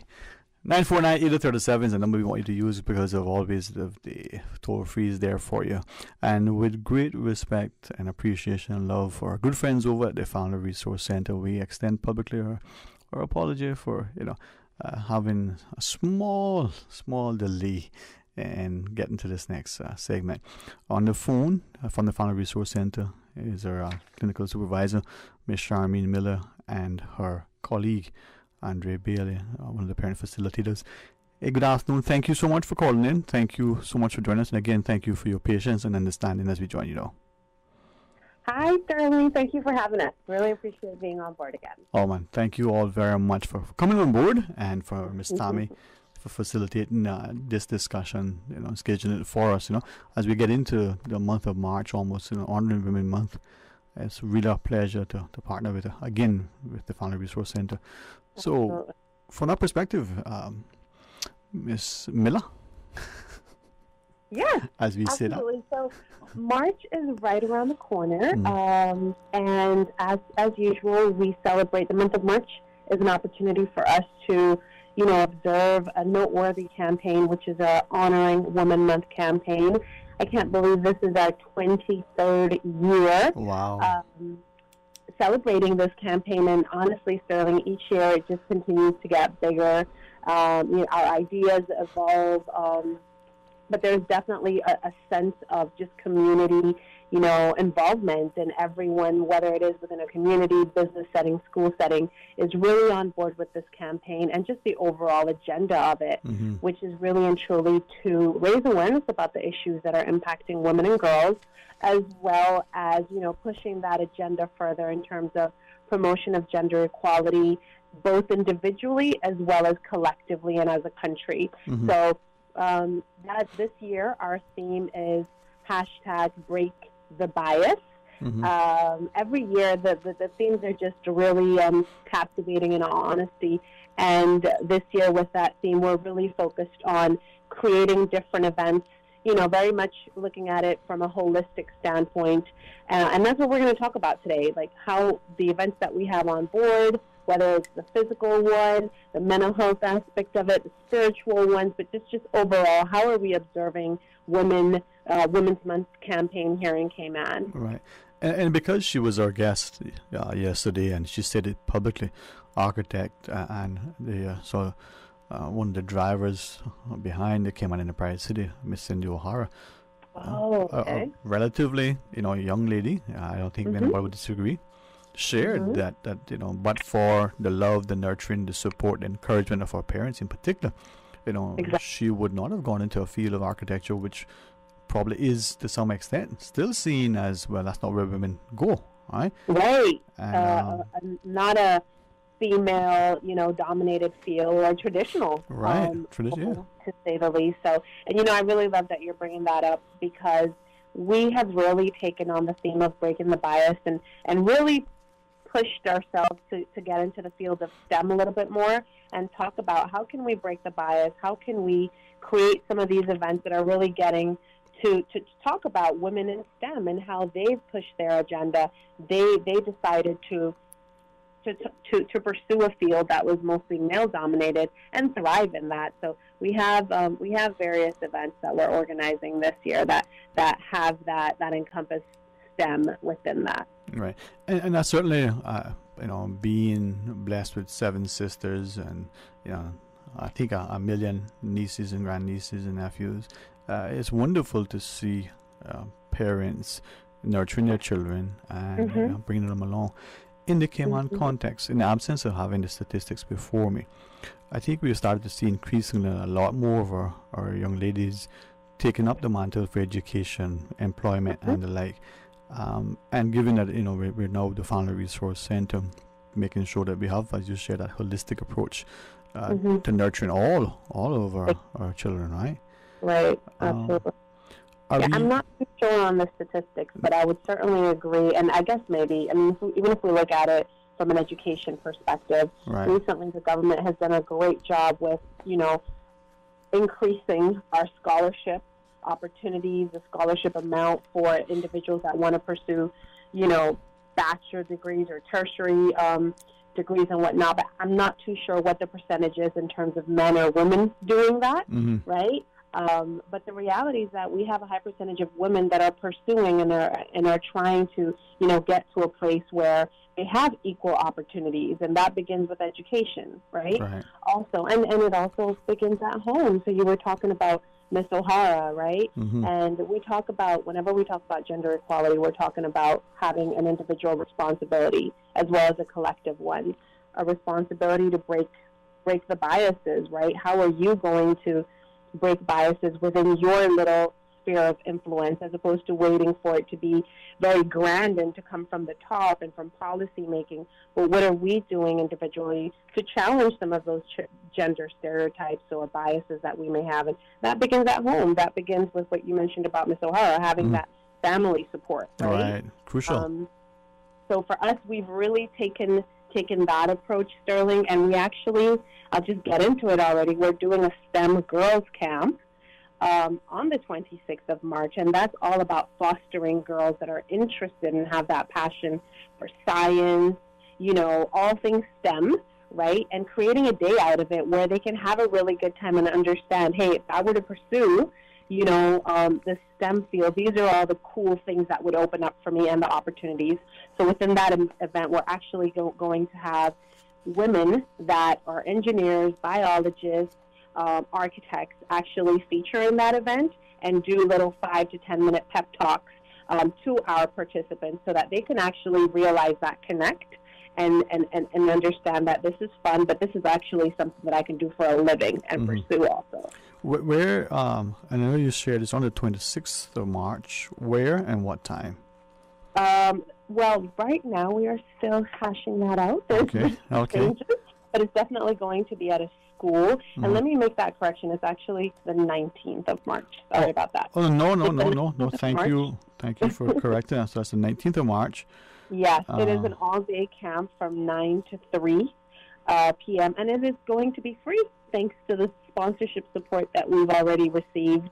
So a lot of our stuff is free, of course, and honestly, it speaks to just our agency agenda and making sure that we are reaching everyone as much as possible. And with that being a Saturday, hopefully that's going to be convenient for parents as well as for all the participants. Absolutely. What ages are you going to be focusing on for those STEM girls? Absolutely. We are targeting girls between the ages of 8 to 13. Okay. All right. So 8 to 13, I mean, which is, I think, every time I hear about science, I think quickly to the comments of the late Dr. Bill Rudy, who would say, as a physician, but also as someone who was a strong proponent for science and education, seeing the primary school and even the early middle school years, the students, boy and girl, just being so enthusiastic and excited, and then in the early years of high school, for whatever that level has just faded, start to fade sometime in middle school even, but it goes, so that 18 to 13 year old range that you're focusing on might still harness that interest and aptitude. Absolutely.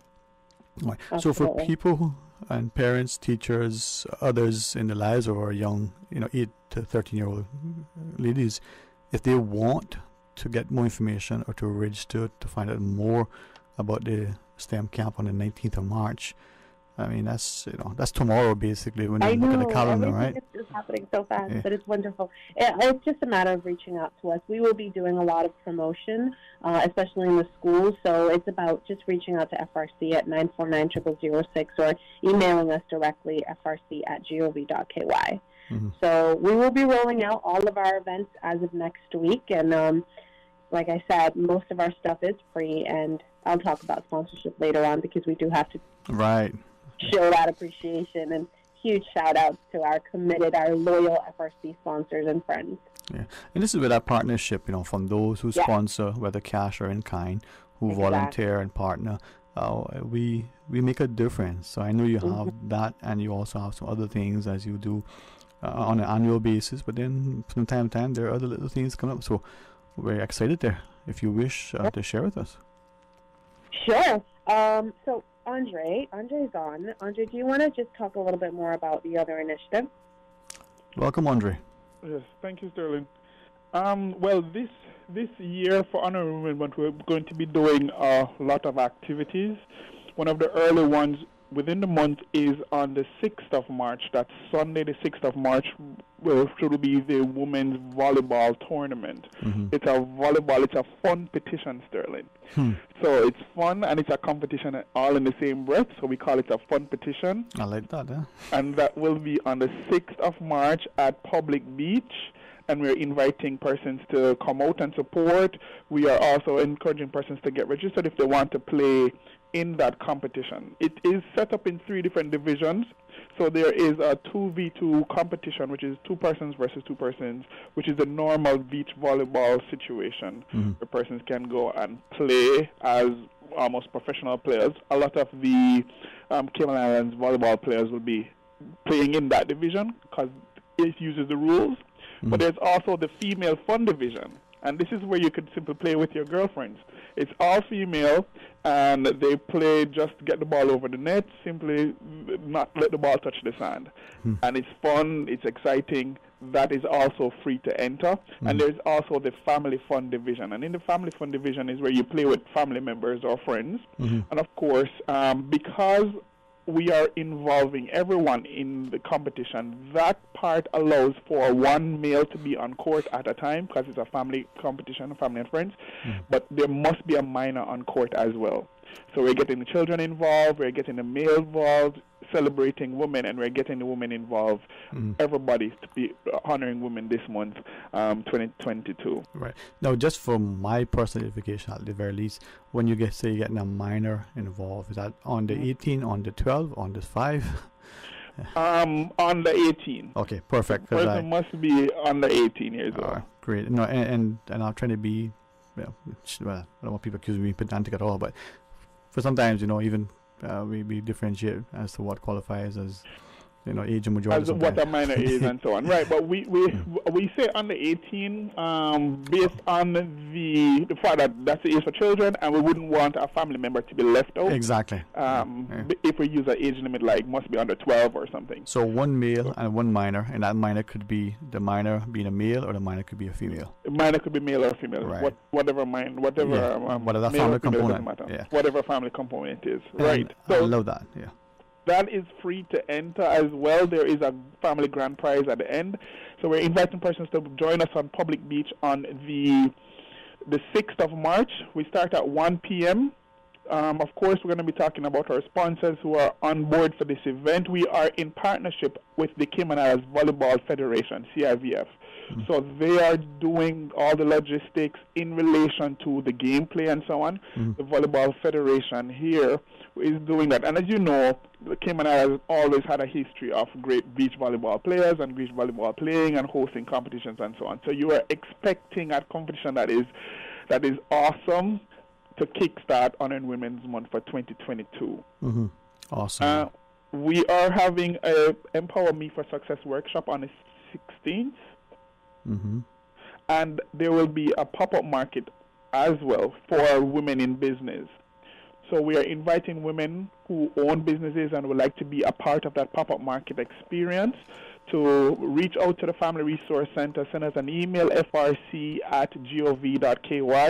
to get registered to be a part of this experience. We are providing the platform for women in business to go ahead and showcase their business, to increase clientele, and to get their business off and running, to help with that all together.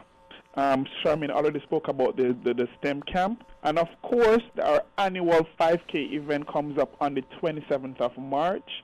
This again will be at Safe Haven. Registrations will be up and running soon. We are providing shirts for the first 100 persons to register, so we're inviting persons to register early. That's their annual 5K Color Me Purple Walk Run, which is also a fun run. If you've ever been to the 5K, Sterling, I'm going to make sure that you are there this year. If you've ever been to the 5K run, you know it's a fun run, purple powder, it's exciting. And this year we have made it bigger and better. We are happy the restrictions are, the increase in terms of the number of persons, so we can definitely accommodate everybody who wants to be a part of this 5K walk run this year on March 27th. And that beautiful sort of welcome that you get as you get to the finish line, Yes, of course. And this year we have special prizes. We have a special arrangement that we have made, put in place for this year's 5K walk run. And we have a lot of sponsors who are coming back on board. Last year, not so much because of what was happening, but we are having more persons coming on board again.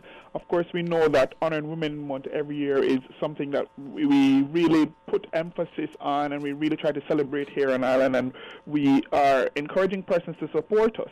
Follow us on social media, ensure that you are kept up to date with what's happening. Purchase HWM shirts. Those go available as well beginning of March for Honoring Women's Month. Dress for a cause. If persons want to organize this on whatever day they'd like, they can also do so, make the donations. And of course, each year when we have our donations come in, they go towards our families, our needy families, our vulnerable groups who need that sort of support. So we definitely want to take a time now, Charmaine, to acknowledge some of our sponsors this year who have come on board to be with us with Honoring Women's Month for 2022. Thank you so much. So our ministry of Health and Wellness, that is our parent ministry. We have had their support, every year, and that support is just continuous, and they've shown great commitment to a lot of the work that we do. In the same fashion, Davenport Development supports all of our initiatives that we have, both Women's Month as well as International Men's Day and the various initiatives around the various events around Men's Day too.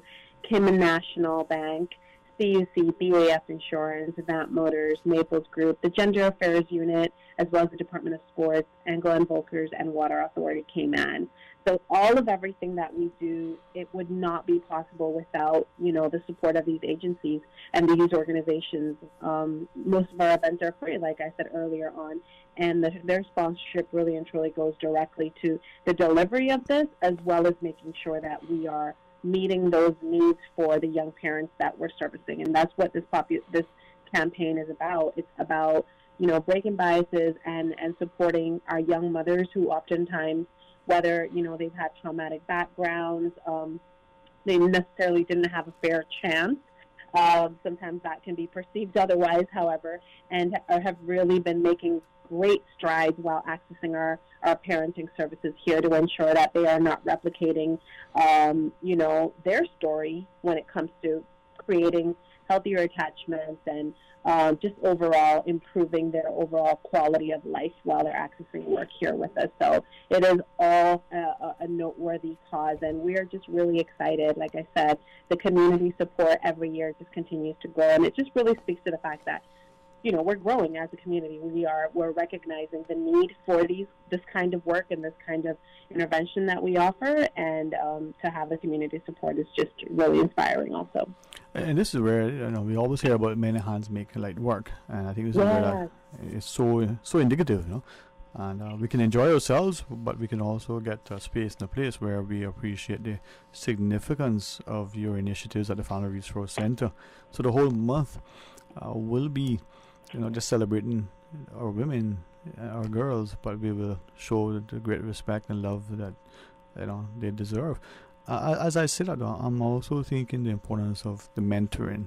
We can look at the Women in Shipping, for instance, as an organization. We can see, increasingly more and more women taking up leadership roles, not just in society, schools, and churches, but politics, as well as in governance and business.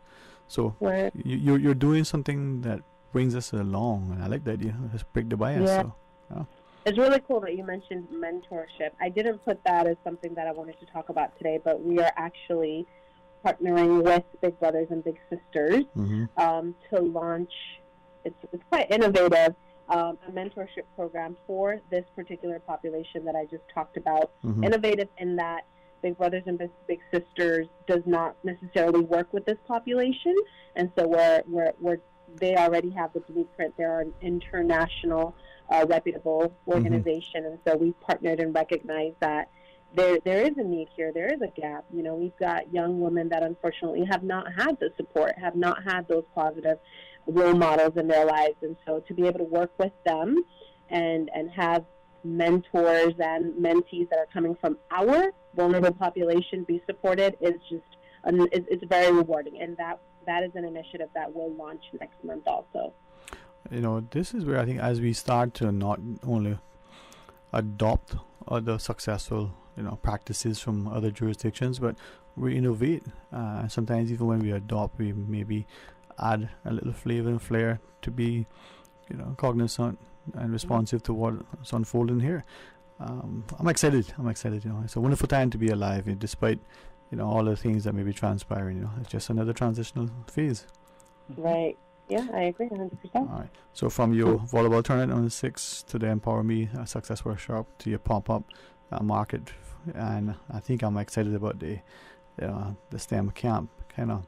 If you can't be a child that age, you want to be a parent that has a child, a young lady that age, an all-day event, and then of course the walk run.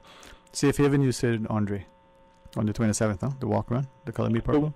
Right, March 27th. The Color Me Purple will be on the 27th, and the volleyball competition will be on the 6th of March. Okay, so starting with the 6th, what time is that? Just for It's at 1 p.m. at Public Beach. Right, and then the walk run of Color Me Purple on the 27th. That's a Sunday, I think. Safe Haven, what time?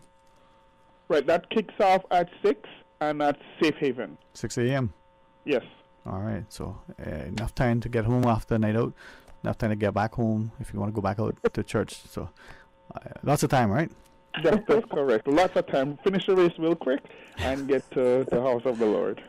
There you go. I mean, much as I sin, I should probably just camp out there, That's right. All right. Thank you all again for allowing us to start a little bit. Your signal a little bit late, but as we wrap it up, any other thoughts, Ms. Charmaine, you may want to leave with our listeners? No, I think just to watch our space, our social media space.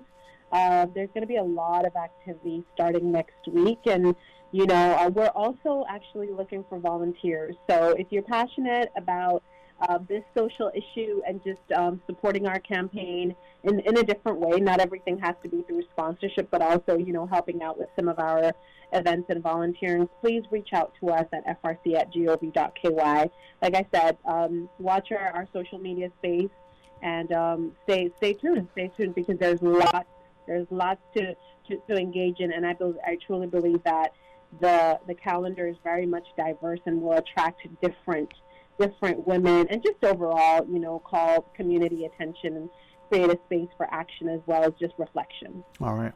Well, thank you all, and Andre, to you and Ms. Charmaine and your entire team. Thanks very much for sharing with us, and we're looking forward to some of the scheduled discussions we have during the month of March. All right? Thank you so much for having us, Sterling. Always a pleasure. Well, it's an honor for me. Thank you to both of you. And to our listeners, I'm always grateful, and I trust that you will not only join me in prayer as we pray for the leadership in our country, that we have a sense of humility as we seek honor, as we have a element of service-oriented approach to our leadership style, that we look with a great sense of respect and responsibility in all of our endeavors, and as we look at our actions and our inactions, that we consider the impact that it may have on others, and let that impact be as positive and as profound as possible. It does not mean that everything will go as we wish. Sometimes, what is it that our parents used to tell us? Not every disappointment is a misfortune. Well, let's see if we can learn how to work together. It's not naive, it's a noble endeavor. And it doesn't mean that just because you tried it today that it didn't work, you can't try it again later. But ask ourselves in that endeavor, if it didn't work out, why was it? And what was our purpose and motivation? As we draw alongside, maybe we just need a little help. But sometimes there are people watching who could offer up a help, but just waiting for you to fail and say, but could have told you so. Sometimes we need to learn on our own. but maybe sometimes we just need the guiding hand and counsel of those who are not only more experienced, but who, have that expertise. I invite you to stay tuned and listen to the wonderful music that we will continue to play, up until 3, and then thereafter for the, intervening period. It is a Wednesday, so we got the Youth Flex, between 4 and 5, and then of course the news between 6 and 7, and then great music again until the BBC takes us into the midnight hour. My friends, it is a blessing to be here, and I trust and pray that tomorrow brings even increased health, happiness, and prosperity. Until tomorrow, be blessed. For medical lab services in Cayman, go straight to MedLab. For a full range of medical services, pleasant, clean and comfortable environment, no long lines and affordable fees, visit MedLab at the Smith Road Plaza. Open Monday to Friday, 8:30 a.m. to 5 p.m. and half day on Saturdays. Call 949-7331 to make your appointment. For medical lab services in Cayman, MedLab. Ask our professional team about the benefits of cutting-edge technology with MedLab's new state-of-the-art digital mammogram machine.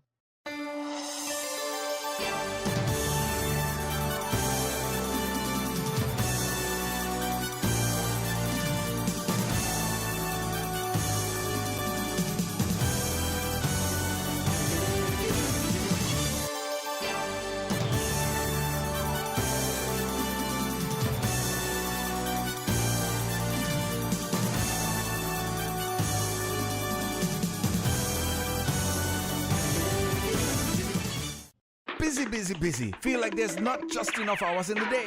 Savannah Pharmacy, service to make your life easier. Now you can WhatsApp your prescription order to 929-5045. And pickup is just around the corner with everything your family needs and convenient opening hours including Sundays and holidays. WhatsApp your prescription order to 929-5045. Savannah Pharmacy, wholesome values with modern conveniences.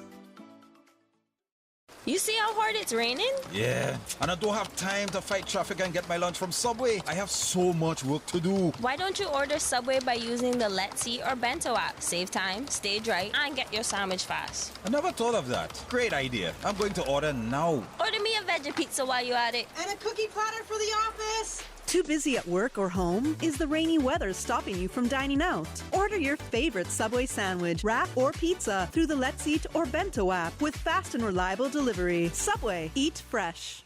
Hello, boys and girls. I'm Zara. If you are students in Cayman between 3 and 16 years old and love reading books like I do, welcome to the first Rotary Central Video Book Reports competition.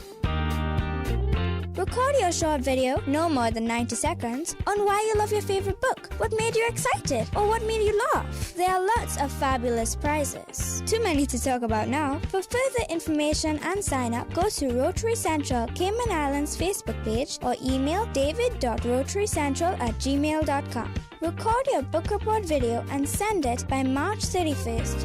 So easy, so fun. The Rotary Central Cayman Islands Video Book Reports competition. Rotary serves to change lives. Wave your country flag, sport your favorite jersey, show off that national costume, or channel your inner majesty with a salute to the Queen's Platinum Jubilee. It's Dress for Culture Day with a Majesty theme, Friday, March 11th, brought to you by the Cultural Foundation as part of K-Fest 2022. Celebrate Cayman's cultural melting pot with a Dress Down fundraiser, open to schools, businesses, and individuals for donations of just $5 for adults, $3 for students. Visit artscayman.org for more information.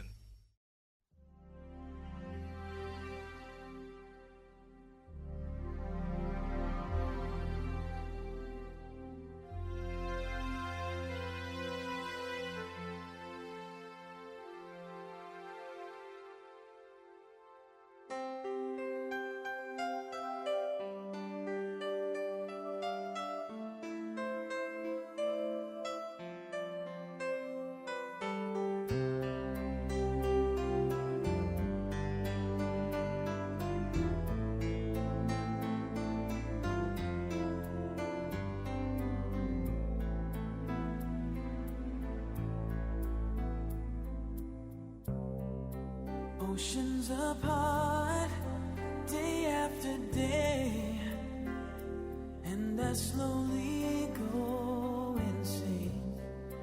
I hear your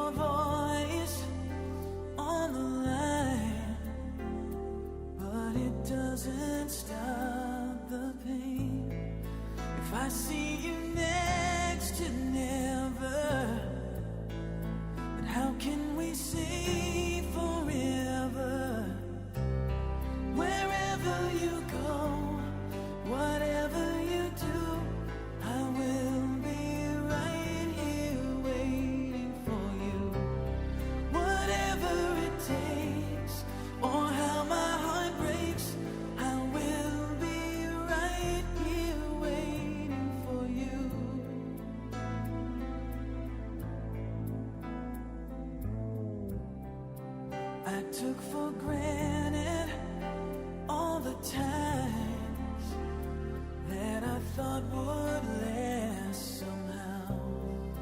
I hear the laughter, I taste the tears, but I can't get near you now. Oh, can't you see it, baby? You've got me going crazy. Wherever you go, whatever you do, I will be right here waiting for you. Whatever it takes, or how my heart breaks, I will be right here waiting for you. I wonder how we can survive this romance.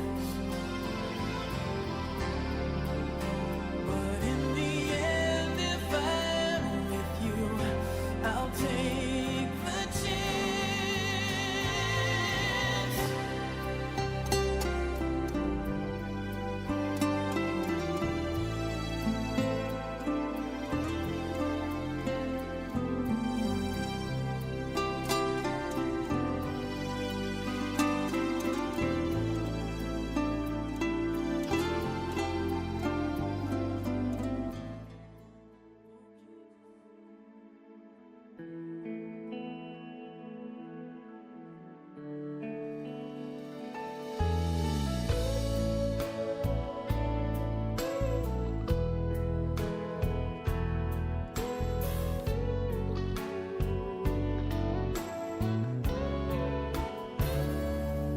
It still feels like our first night together.